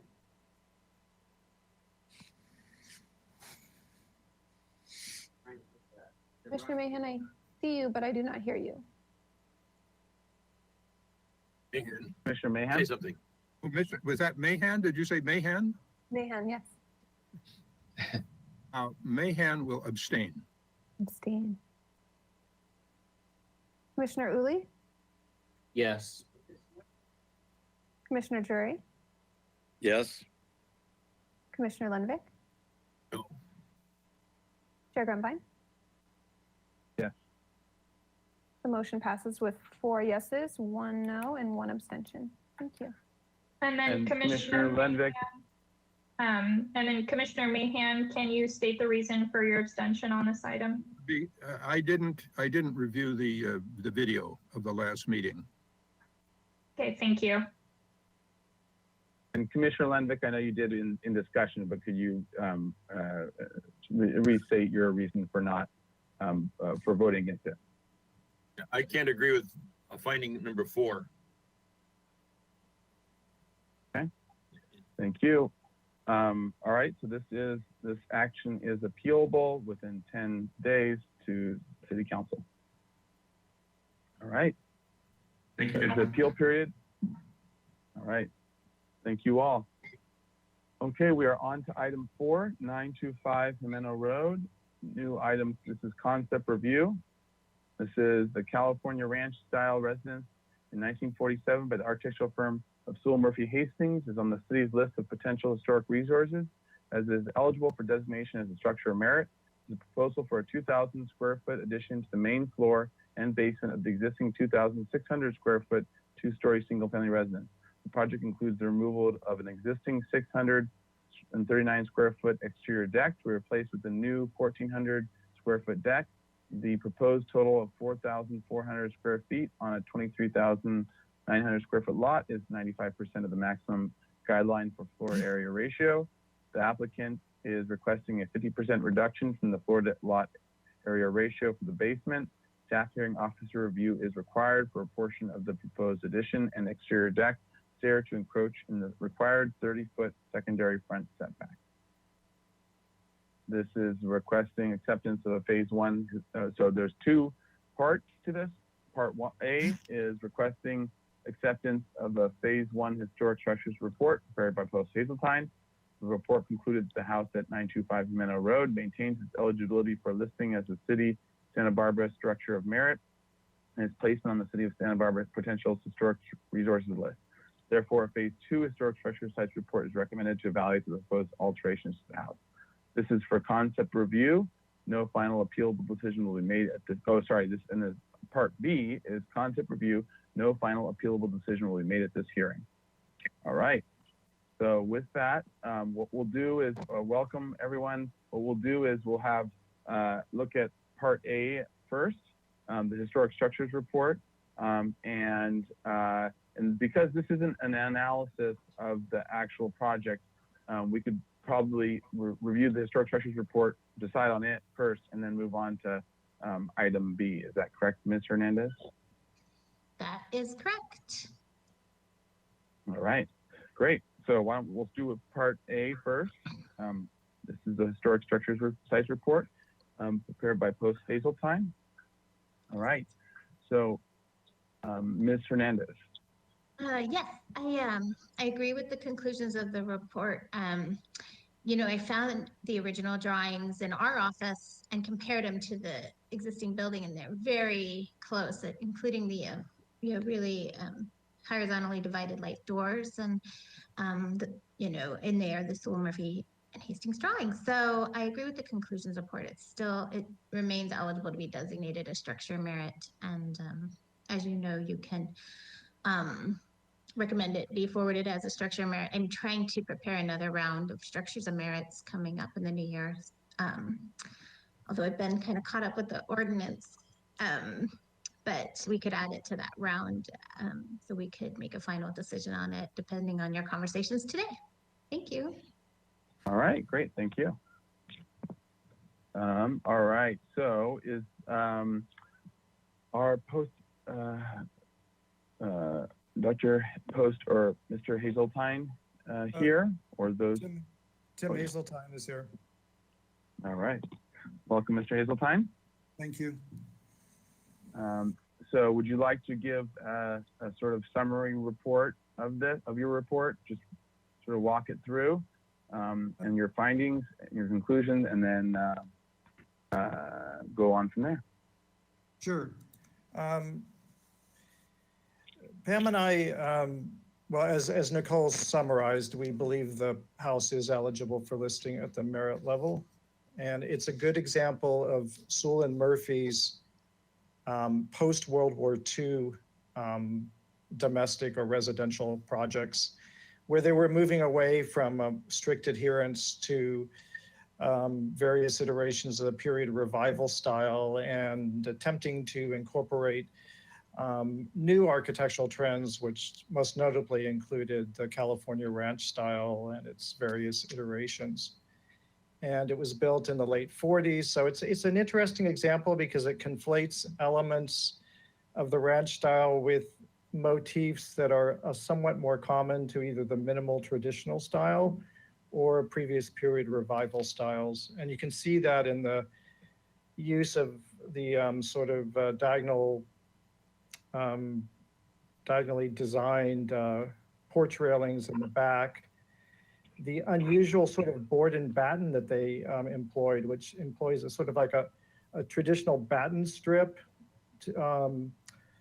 through on each seam of the vertical boards, but on either side of that, there's a little sort of almost like a picture frame detailing. So it's a little more mannered than you would see for an architect like Cliff May or someone like that. But I think it's, and Pam thinks so too, that it's a very instructive structure in regards to sort of explicating this particular period in architectural history in Santa Barbara, and that those transitions are not always really like clean breaks, but there are buildings that sort of conflate elements of a number of styles. And because it has a high degree of integrity and can convey this, Arsul and Murphy's interpretation of the ranch style with some of these earlier elements, we do believe it is an important part of the city's architectural heritage at the merit level. Okay, great. Okay, so if that does that conclude your report summary? Yes. Okay, thank you. All right, so with that, we'll go to public comment. Any member of the public wishing to comment on just the historic structures report itself, please follow the instructions here and raise your hand. Click on the hand icon.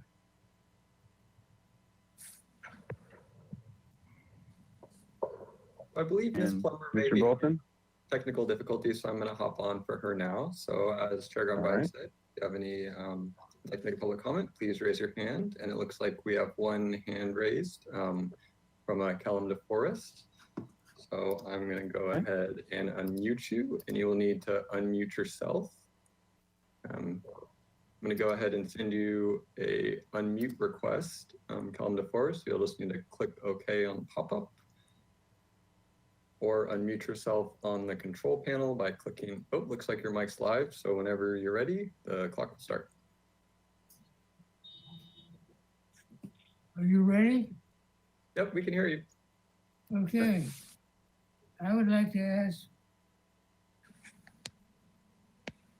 Mr. Host or Ms. Hazel, yes, Ms. Host, Mr. Hazeltine, excuse me, did they find any reference to who did the landscaping?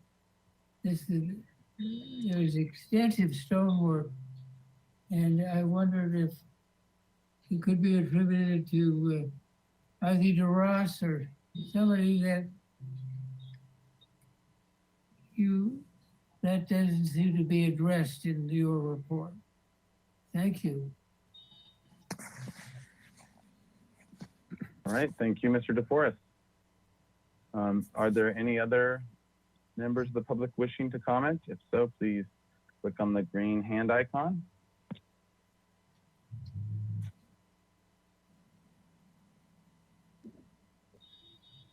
Anything, Mr. Bolton? All right. Okay. Still no more Chair Gambino. I see Pilar rejoined us, so I'll hand it back to her. All right, Ms. Plummer. Thank you, Mr. Bolton. And to the chair, there are no additional hands raised at this time. I'll just ask Ms. Rydell, did we receive any written correspondence on this item?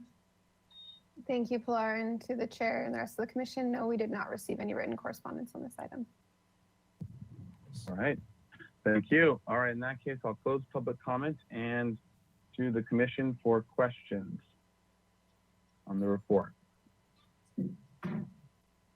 Mr. Chair? Commissioner Drury, then followed by Commissioner Mahan. I have no questions. Oh, okay, that was easy. All right, Commissioner Mahan, any questions? Can we go to the floor plan?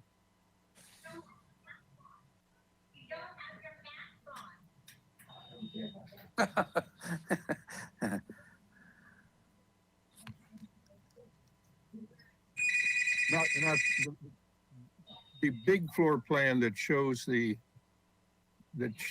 property line. I guess maybe it isn't the floor plan. It's the plan that shows the proposal with the property lines and the road and everything. I guess maybe like a site plan? More like the site plan. I guess it was the site plan. I didn't write down the sheet number. Usually comes on Mondays. And today is Wednesday. Apologies, Mr. Bolton. Mr. Chair. We're receiving some background noise. So I would ask, if you're not the person speaking at this time, then please mute yourselves so that we don't pick up that extra additional noise. Thank you. Click down one more sheet. Through the chair to Mr. Mahan, is this from the historic structures report or is this from the plan set? I'm not really sure what This plan submitted by the architect. Okay, so I believe that's for item B, so I'm not sure how that works. Yeah. Wait a minute. Okay, we're still on the historic structures report, so my question is for the architecture, so I'll wait. I'll wait. Okay, but it's not for the historians, right? No.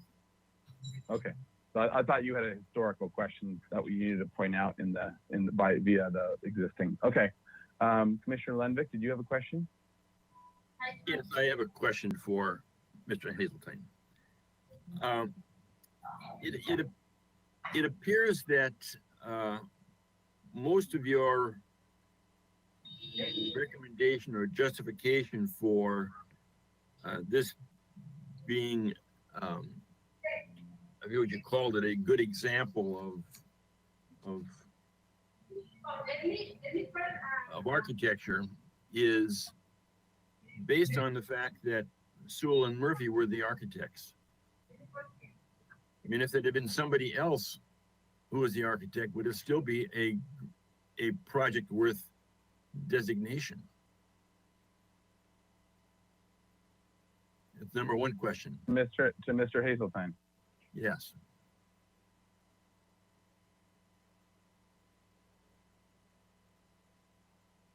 Mr. I thought Hazeltine? so. Yeah, I took him by storm. No, I was thinking about that question. And I mean, that is an interesting question, but we believe it would we didn't explore that perspective because it is documented to be, at least per the building permit or in the plans by Sewell and Murphy. And we do feel that that does lend additional importance to the structure because it does not exemplify, but it further explicates their their architectural practice and how it changed over time, especially in the immediate post-war period. Isn't it possible? Let me interrupt you. Isn't it possible that an architect, and they were one of very few architects in the 40s and 30s, 40s, and 50s in Santa Barbara? Isn't it possible that not all of their work would raise to a level of significance? Correct. And we have, and more in the county and then in the city, we have evaluated houses by notable architectural firms, and sometimes there are buildings and properties that are not eligible because they don't explicate some aspect of their design practice that is important, or they're not exemplars of a particular architectural style. And looking at this figure 9, I mean, how can you claim that this figure 9 is a good example of Sewell and Murphy's architecture?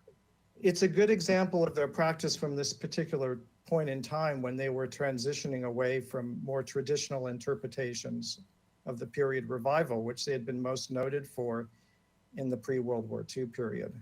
So we think it's a good example of their work at that point in time when they were transitioning. And that was symptomatic of broader changes in, architectural styles and in that post-war period as the California ranch style was emerging as one of particular popularity. So while it obviously is not at a level of design significance that would make it eligible as a landmark, we do believe it does have architectural significance as part of the heritage of the city. And often these buildings that are transitional, like this structure here, they're somewhat, to use a subjective term, unloved because they're not pure examples of one style or another, but they're important in a sense historically for giving us giving the community a really wonderful idea of how architecture changed through time. You drive that street, Yamano Road, and I think there's probably every building on that street could be designated a structure of merit using the criteria that I see in front of me here as this being a good building. I don't consider this a good building, and I don't consider all the architecture that I have done or my firm has done good buildings, although I hope that some of them are. But I just can't imagine that we're going around and saying because Sewell and Murphy was the architect and they were getting their feet on the ground, transitioning from something they were well known for to something they might be well known for down the road, warrants designation. I just don't understand. Okay. Commissioner Lendick, I think we got to keep it to questions for the historian, and then we can have the discussion afterwards in comment phase. I think if you don't have any more questions for Mr. Hazeltine, I think we need to keep moving on in terms of the questions, and then we can get into discussion afterwards. Oh, I think you're muted, Commissioner Lendick. Commissioner Lendick, I think you're still muted.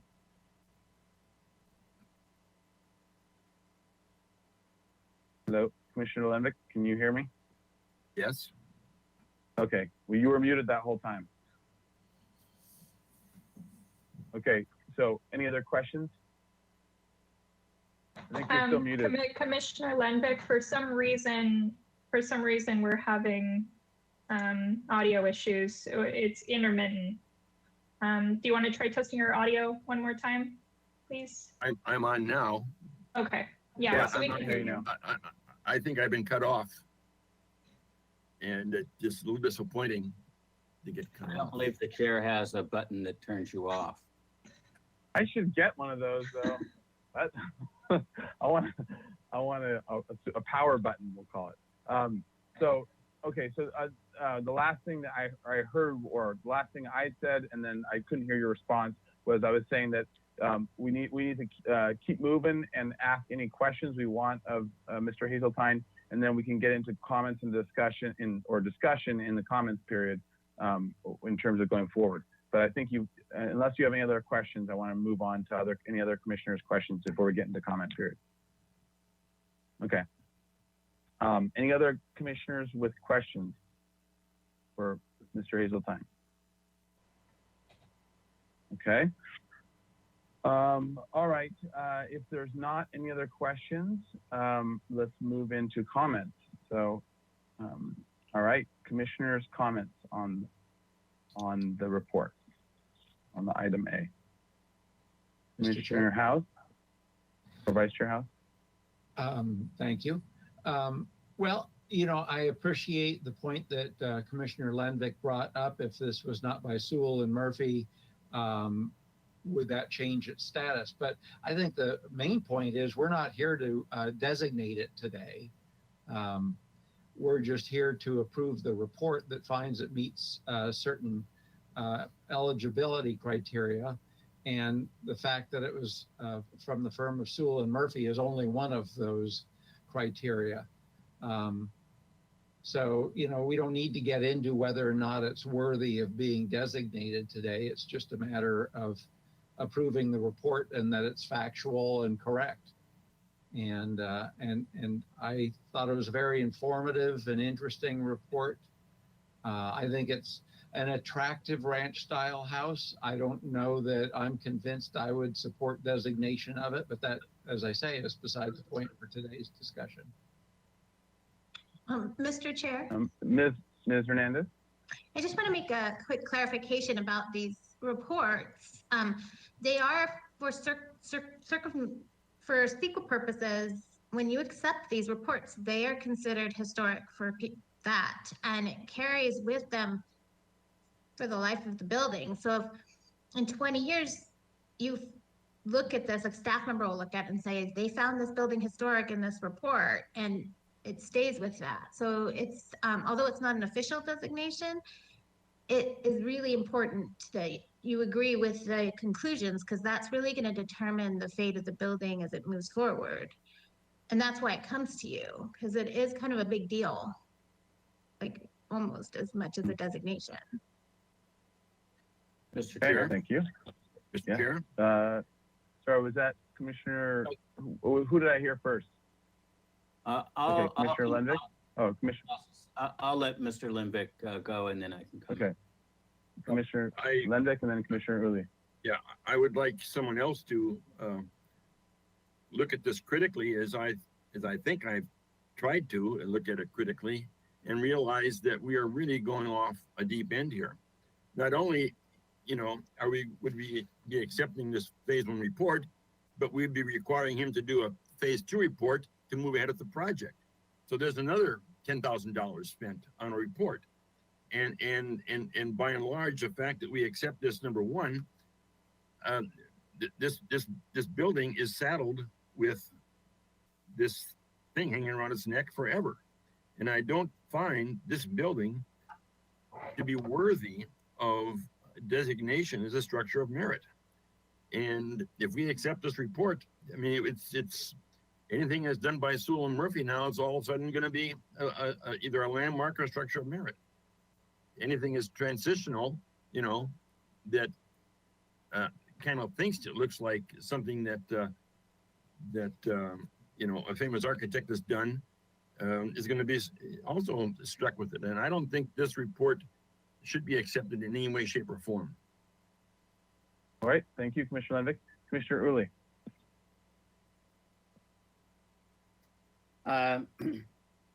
I apologize for any background noise. My office is flooding while we're sitting here having a hearing, so the water is being vacuumed up, so apologize for the noise. I think that the report is an appropriate statement of the potential value of this particular building within the body of work of the firm. What we don't have in the report is how important this particular building is in the body of that work. And so I can accept the report for the statement that this particular structure may have value, may not have value to the body of the work of the firm, but we haven't analyzed that in this report. It's interesting that when you take the body of work for a particular architect or firm, what makes that architect or firm important is their body of work, their minor work, their major work, their famous work, their not so famous work, because it helps us to understand their development as an architectural designer. So I'm happy with this report. Post and Hazeltine, they do excellent work. Their credibility is very high. So what we need, I believe, in a particular project is to understand how important this particular building is within the body of work of the firm. But as a first step, I think it's important. I would agree with the other commissioners that when it comes down to a question of whether or not I think this particular building is worthy of designation, well, that might be a different matter. Is it historic? Yes, it is. But worthy of designation? Not quite sure. All right. Other commissioners? Are we in comments, Mr. Chair? We are, so have at it, Commissioner Drury. Well, my comment would be that I've sort of been a bit of loggerheads with Commissioner Lenvik at times, because I don't think that everything that is designated or potentially designated as historic needs to be spectacular. I think that these small plebeian houses on the Lower Riviera, some of those are just they're all imaginative to a certain extent, but some of them, a lot of them, most of them, including my own, is not spectacular, but they have a place in the fabric of the city's neighborhoods. And I think that really needs to be stressed. And this is a winding street with a lot of the homes that are hidden. And I think that Commissioner Uli's comments, I take those to heart. I think that this is part of a body of work of a famous architect. And I would support that. Thank you. Mr. Chair. You, Vice Chair House. I'm concerned by what I'm hearing from Ms. Hernandez, that it sounds that if we approve this report, that's nearly as consequential as designating it a structure of merit. And that really changes a lot of things for me. I would like to think that we could recognize that this meets certain criteria, but at a later date, we decide not to designate it, and it doesn't encumber the building other than having a note attached that, yeah, it has certain criteria that are met. So I'm wondering if Commissioner Uli could, with all his expertise in historic preservation, could elaborate on that and whether or not he agrees on that point of view. All right, why don't we go, No. Commissioner Uli and then Mr. Hernandez if there needs to be additional. I don't know if Mr. Hernandez wants to jump in there before I comment, but you know, CEQA is a method to evaluate the impacts that we place on the built environment. And historic preservation, historic structures, historic resources are one component of that under Section 106 to review their value. Because we evaluate a report today that suggests that this building has some historic value to it, is one thing. But you know, tomorrow we could review a report that finds the opposite under CEQA, and we would be just as valid to approve that report. I disagree with staff that once we approve this report, it is forever. Nothing is forever. You know, going forward, if a subsequent report were to evaluate this particular building in a broader context of the body of work of the design firm and found that this particular building was not as important as other buildings in their body of work, then this building, although being of an age to be designated, wouldn't be designated and wouldn't be found to be historic. But we don't have that analysis in front of us. So I would say that, you know, the commission could be comfortable adopting this report or accepting it on its face for the scope that it studied. And in the future, when a project comes with more definition and an amendment is attached to that report that said, well, you know, we got a closer look at it and come to find out, you know, it's not a Murphy and Sewell after all, it's a Barney Fife building. You know, so, you know, we're not locked in forever. It's just part of the process to bring our awareness and the awareness of the public that this could be important. Ms. Hernandez? Yes, thank you, Mr. Chair and Commissioner Uli. That's a good explanation. I just, in practice, you know, as Commissioner Lundvik said, if you accept this, it will require a phase 2.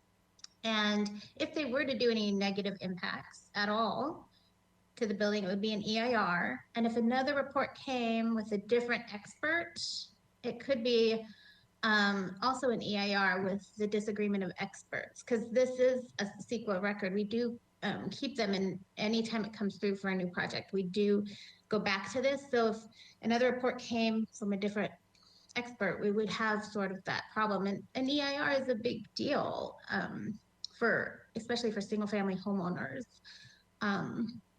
You know, and, you know, if they find this building, you know, whatever they find, whatever you agree with, it's your acceptance of the report that kind of goes on record according to the way our MEA is written, and saying that it meets these criteria and is historic for CEQA. Like if they wanted to tear this down, they'd have to have a full EIR. So it does have some serious implications. It's not just a tag, really. I mean, when I have to tell people you have to get an EIR versus, I think that is some of the distinctions. So, okay, Commissioner Mann? Yeah, Was that Commissioner Mann or Commissioner Lund? Commissioner Mann, go ahead. I'm hearing all of these Commissioner Lund. very fine comments. I'm looking at this picture, and I'm wondering. I don't think we're seeing all of what Sewell and Murphy probably did 70 or 80 years ago when they did this house. I mean, there's no walkway to the entrance. There's no landscaping along the base of the house. This is, I can't believe that this is the way they conceived it back in 1947. So that's one consideration, that what Mr. Lundvik is looking at is kind of a sad example of probably what was much more beautiful house back in the 40s. The other thing I think that we should consider is that every period of architecture is not like the golden age of Greece. Sometimes after a wonderful period of architecture, the next period of architecture is not quite so good. Or you can, and that's true with literature and with music and everything else. So I think that I grew up in Southern California, and this reminds me of the kind of houses that were occurring in the mid 40s, right after the war. And it's typical of that they were getting away from traditional architecture and they were trying to go toward a more modern style, but the Californians wanted something different from the East Coast and Europe. And I think this is an attempt at one architect to do this, and it's not their best example, but it is an example. That's why I think it's historic, because it indicates a transition. And so I'm okay with accepting the report because of that. Thank you. All right, Commissioner Lundvik. Yes, I just want to lay out a scenario here. We accept the report. The phase 2 is required. It's expensive and it takes time. And if you've looked at the plans that the architect has brought before us to follow on with this, these plans, the architecture, the elevations, would never be able to be approved, never be able to be approved if this is a landmark or a structure of merit. He might as well go back and start over again, and he may not get any place because he's got to follow pretty closely the architecture that is designated as structure of merit. So, I think that we're putting a burden on this property owner that is unreasonable in the greater context of the community and in the context of this architect's work. As I say, if you've driven Himano Road from APS on down to this point and beyond, almost every residence in that block, in that stretch, is better than this by a long shot. And I've argued this before. We've got to stop designating every little building that comes along as something which is significant in our community. There's a lot of stuff, and we should, if we designate this, we got to designate the whole block. I mean, the whole stretch up to APS as being structure of merit status. Thank you. Mr. Chair. Okay, thank you, Commissioner Lundvik. Commissioner Uli. I think it is really important to distinguish that we're not designating this piece of property. This is not a designation hearing. And for the reasons of previous comments, I think it would be challenging to be able to designate it based on the fact of its integrity. Commissioner Mahan mentioned, I rather doubt the asphalt would reach the front door. So the question of whether or not this building has any level of integrity from the day that it was constructed has not been analyzed. And as I've said before, its value in the body of work has not been analyzed. That's something that we would see if someone was proposing to designate this building. The report merely says that it is important and it might reach a designation. Of the 11 items that we can use as criteria to designate, you only have to have one of those 11 to make it. And since Sula Murphy are important architects within the community of Santa Barbara because of what they contributed to our broader history, that's what triggers its importance.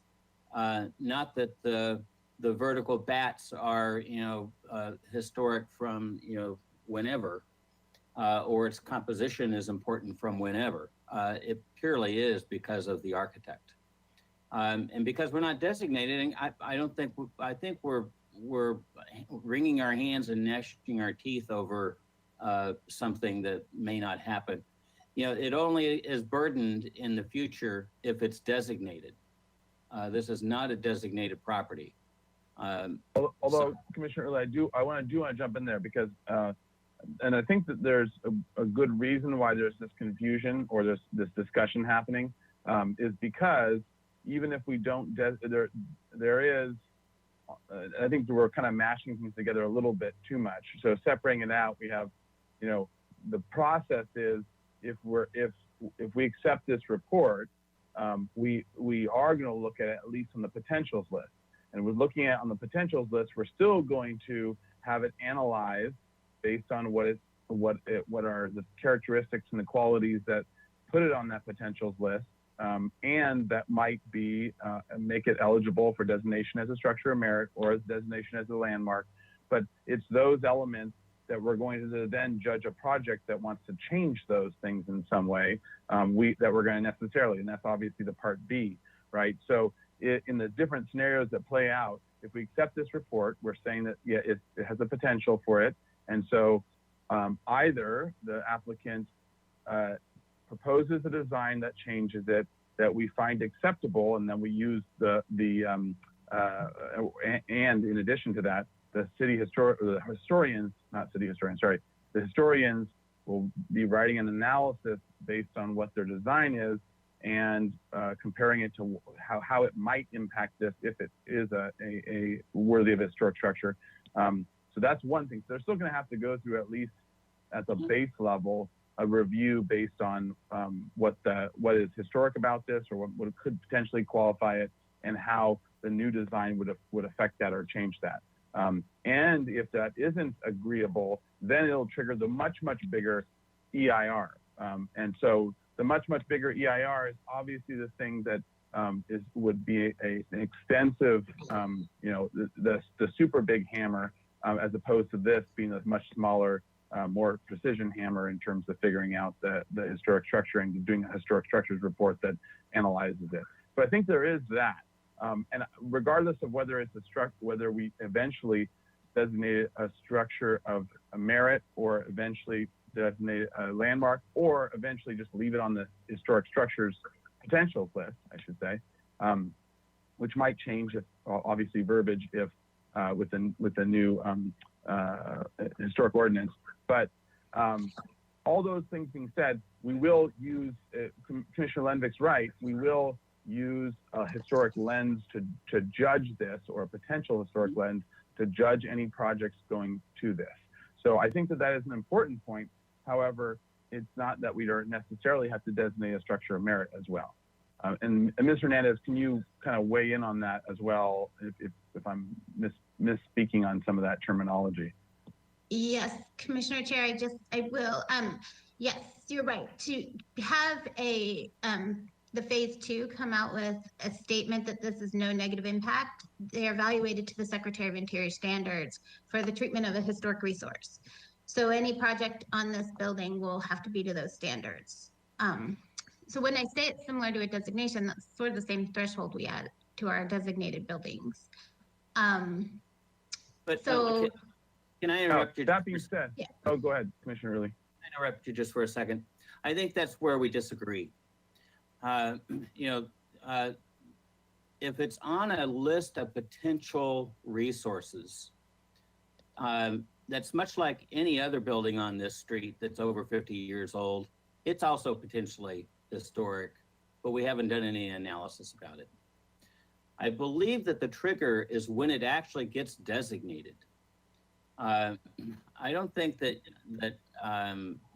we can, on the acceptance of this report, burden a property owner with a requirement when the property is not designated. There's no public hearing about the designation. There's no public comment. There's no public report about its designation. This merely is saying that it's an important resource, and it's on a list of potential designated properties. So while I'm not confused about how you determine that something is important or not important, I don't believe that short of designation, it burdens the property with any more proof than its neighbor would when somebody proposes to do an addition to a building that's 60 years old. They have to go through the same evaluation to find out if it's important or not before they make that improvement. That's the trigger that's in CEQA. So I'm not quite sure by accepting this report, we are putting the kiss of death on the property owner. And actually, before Ms. Hernandez answers that a little more, I do want to add to that, and because of our negative, the kiss of death was the perfect summary. That's actually all buildings that we review, right? If it doesn't go to HLC, it's going to single family design, and all buildings we review have the kiss of death, or they're in EPV, which might be the bigger kiss of death in some applicants' minds. So that was one of the key things I wanted to address is, as well as it's not that you, obviously every building that we review, we don't say you can't do anything to it. We say you have to do things to it in a sensitive manner. That will still keep its integrity as if it were a historic resource, and whether it was a structure of merit, landmark, or on the potentials. And I think that's a key thing, is because Commissioner Uli, we do review anything on potentials, even if it's not a designated structure, right? So the same review process happens. So the same kiss of death that everyone's talking about is one way or the other, if it's a potential or if it's a historic resource declared or if it's a landmark declared, no matter what, all three of those will come before us and be reviewed in general on the same criteria, with the landmark stuff being even more exemplary and higher and held to a higher standard, the historic resources being on the lower end of that. I would agree with that, and I think the criticality escalates the higher up on that designation list. Yeah, that's right. I think that's right. So if it's on the potentials list, we're careful. If it's not on the potentials list, well, maybe we're less careful. We don't even see it if it's not on the potentials list, unless it's in EPV for EPV reasons. Yeah, well, God forbid if you're in EPV. So I understand that scale. Yeah. And I don't know. Yeah. Ms. Plummer? More. Yeah, thank you, Mr. Chair.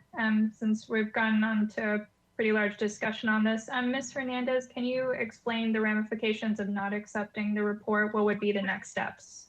Yeah, so if they don't accept the report, it's considered non-significant, and we would ask you to move to remove it from the potentials list. And the project would go to SFDB and out of your jurisdiction, because then we're no longer considering it historic on the potentials list, and it doesn't need a phase 2.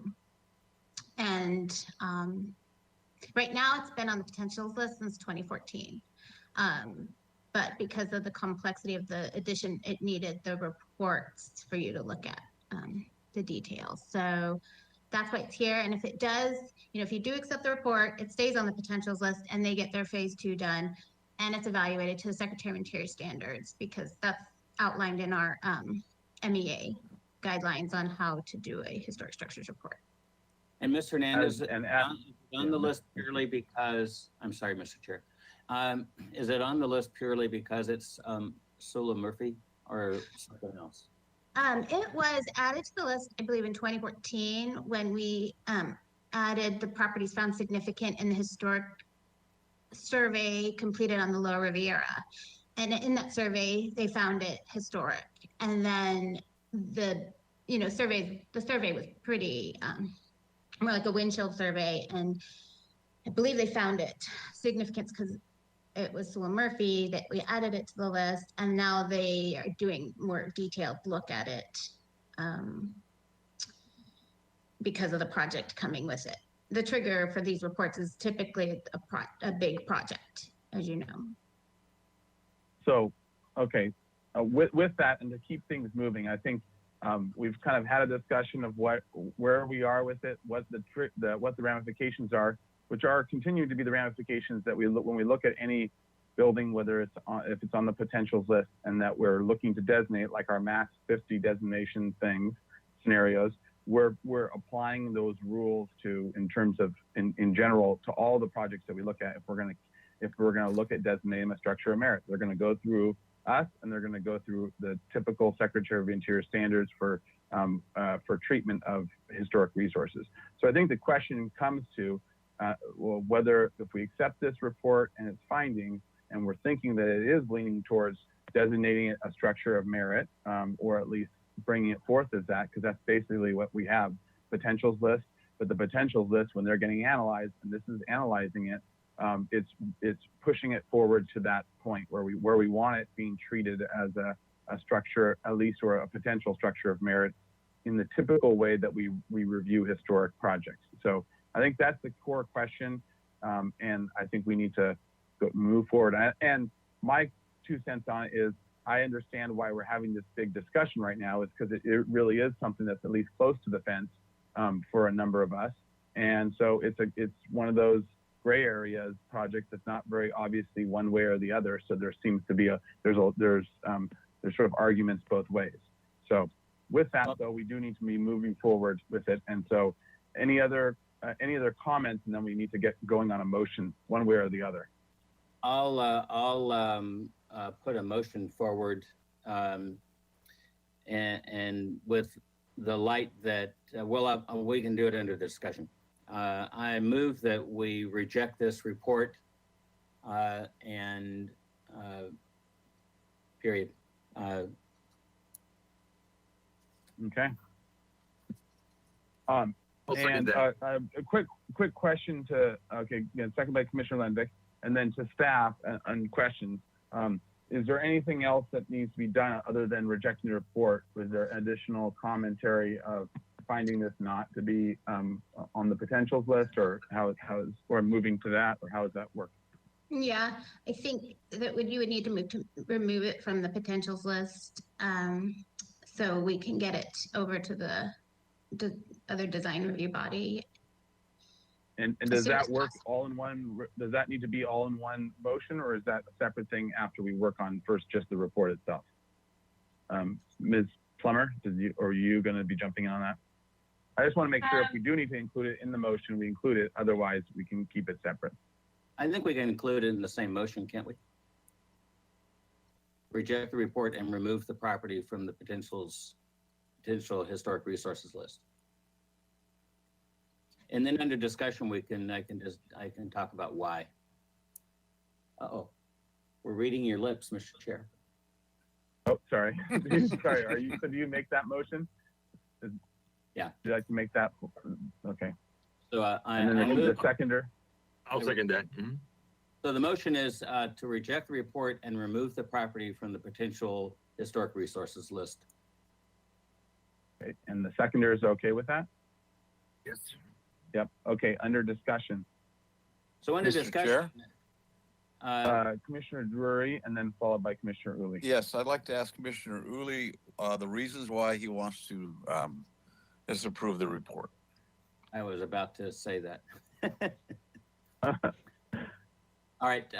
I would anticipate if we fast forward several months, if we approve this report and then fast forward several months and we entertain a structure of merit designation or some other elevated designation, that it is likely that based on the architecture itself, we probably couldn't support that. My belief is that this property is on the list purely because it is a Sola Murphy. Not that it is the best example of their work, or it's the best example of this type of building, because there are several other types that are probably better.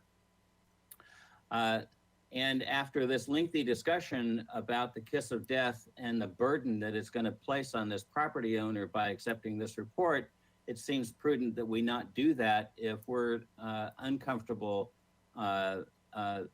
with whether we all agree that this is a quality piece of architecture. So I'd rather not burden the property owner with lengthy reports and EIRs and conflicting experts and us all arguing about it for an hour, and let them go along their way. Thank you. Mr. Chair. All right. Vice Chair House.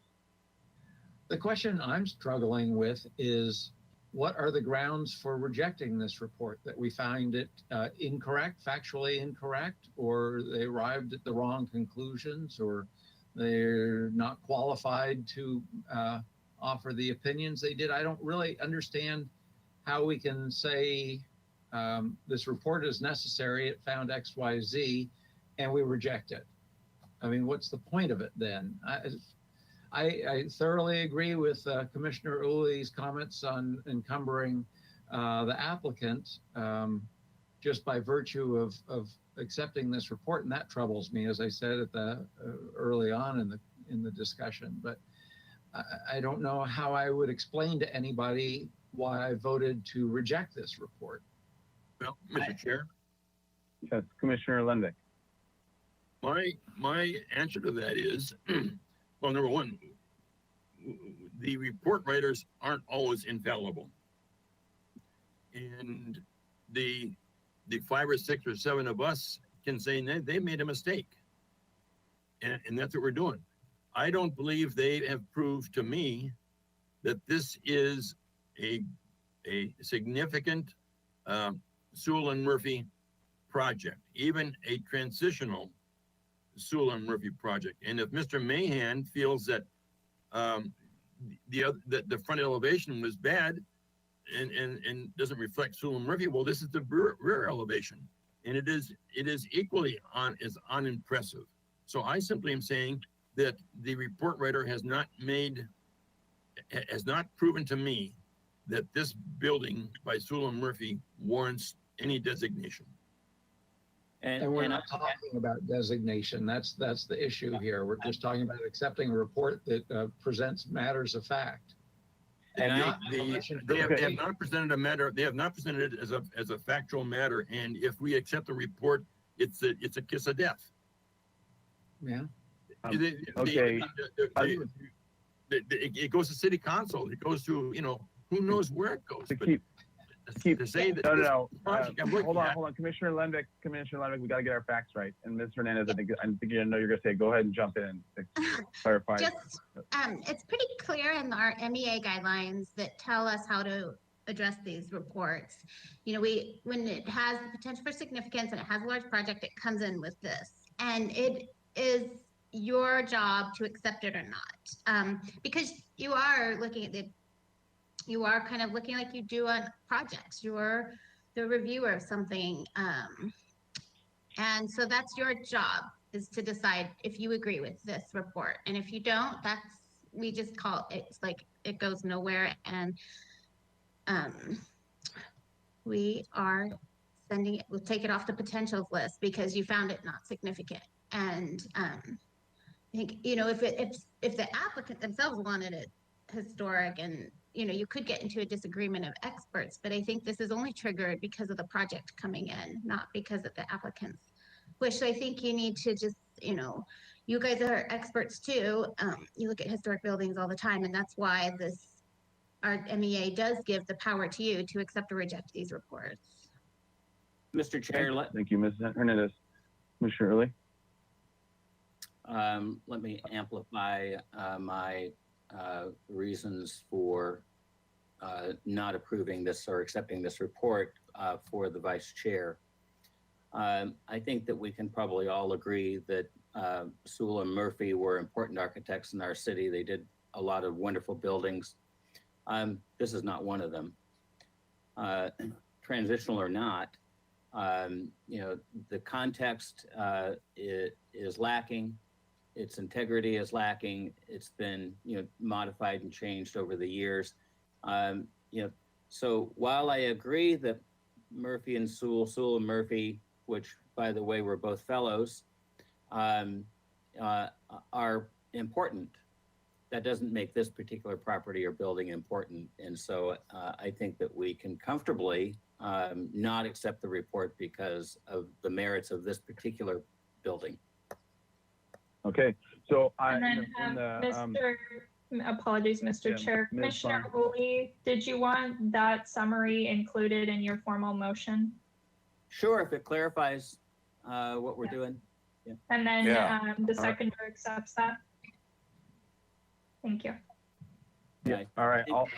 Commissioner Mahan, if you could weigh in, and then we'll move forward. We'll move forward the vote. Commissioner Mahan. I've been listening to all of my colleagues, and I'm becoming convinced that this property has been degraded over the many years that it existed, and it probably should be removed from the potentials list. I agree.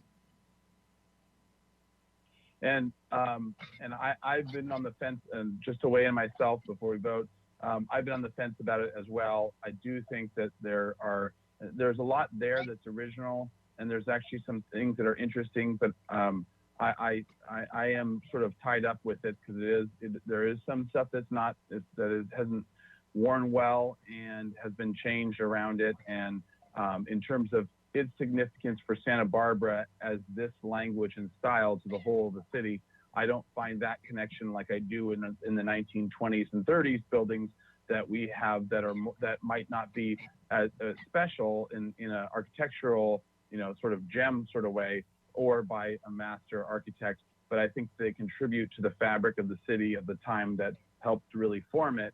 That was its really strong formative years, that in a way that this doesn't. So I do, I do lean towards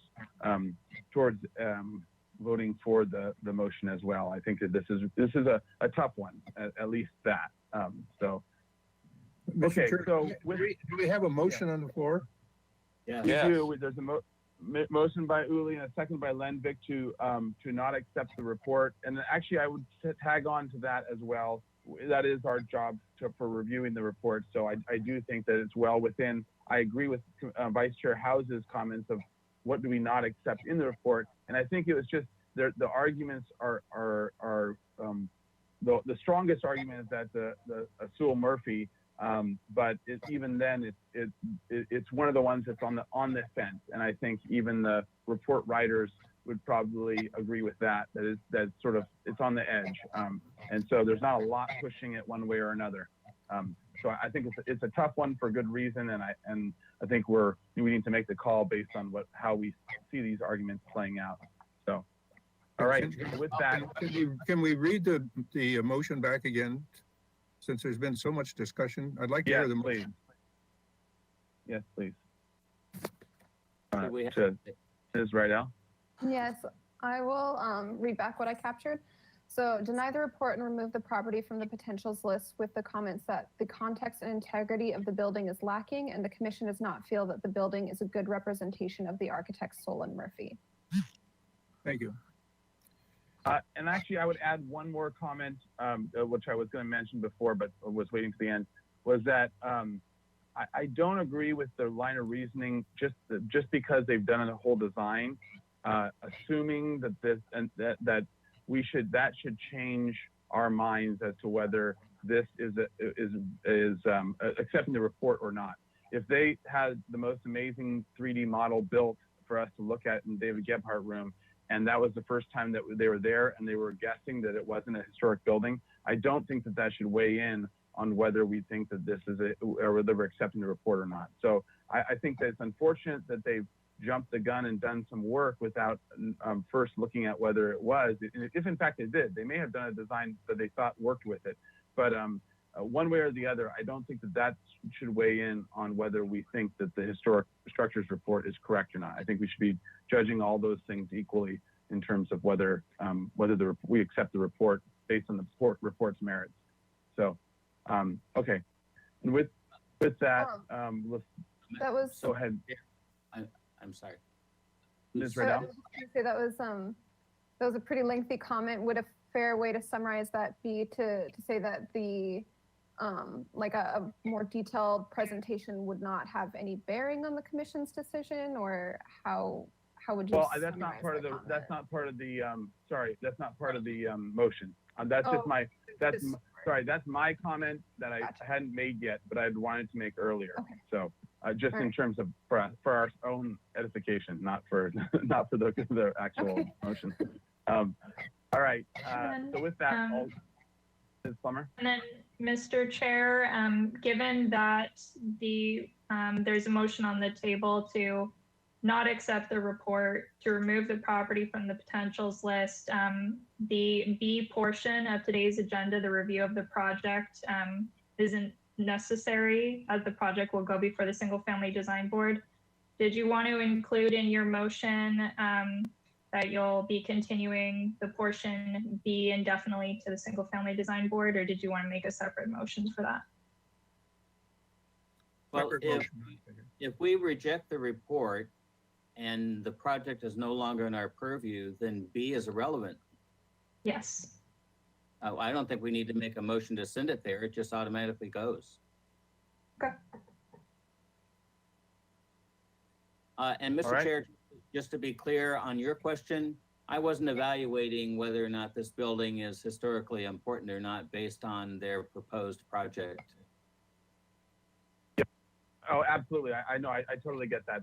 That was actually to answer the discussion earlier with Commissioner Lenvik and Vice Chair House, I believe, was the going back forth. But I didn't weigh in then, but I did want to make sure at least to weigh in at one point with my thoughts on that from my standpoint. Okay. Let's do a roll call vote. Thank you, Mr. Chair. We'll begin the roll call vote. We'll start with Commissioner Mahan. Yes. Commissioner Uli, Yes. Commissioner Jury, Yes. Commissioner Lenvik, Yes. Vice Chair House, No. Chair Grumbine. Yes. The motion passes with 5 yeses and 1 no. And Vice Chair House, did you want to state your reason for opposing? Certainly. I'm just voting my conscience that I am uncomfortable and feel that I can't find that the findings of the report are inaccurate or incorrect. So I can't find the grounds to reject the report. Okay, thank you, Vice Chair House. Okay, and so we don't need a motion for it, as was just actually, sorry. This is not an appealable action, correct? So that is just stays.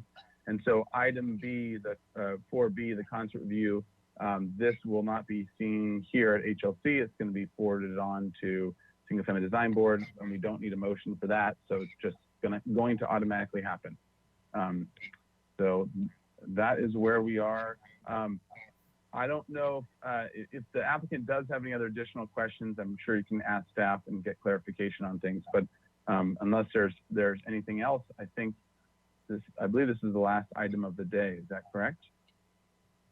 That's correct, Mr. Chair. So you would just adjourn the meeting. Happy holidays. All right. Yes, Merry happy Christmas, holidays, everybody. everyone. Merry Christmas to everybody. Happy holidays. Merry Christmas.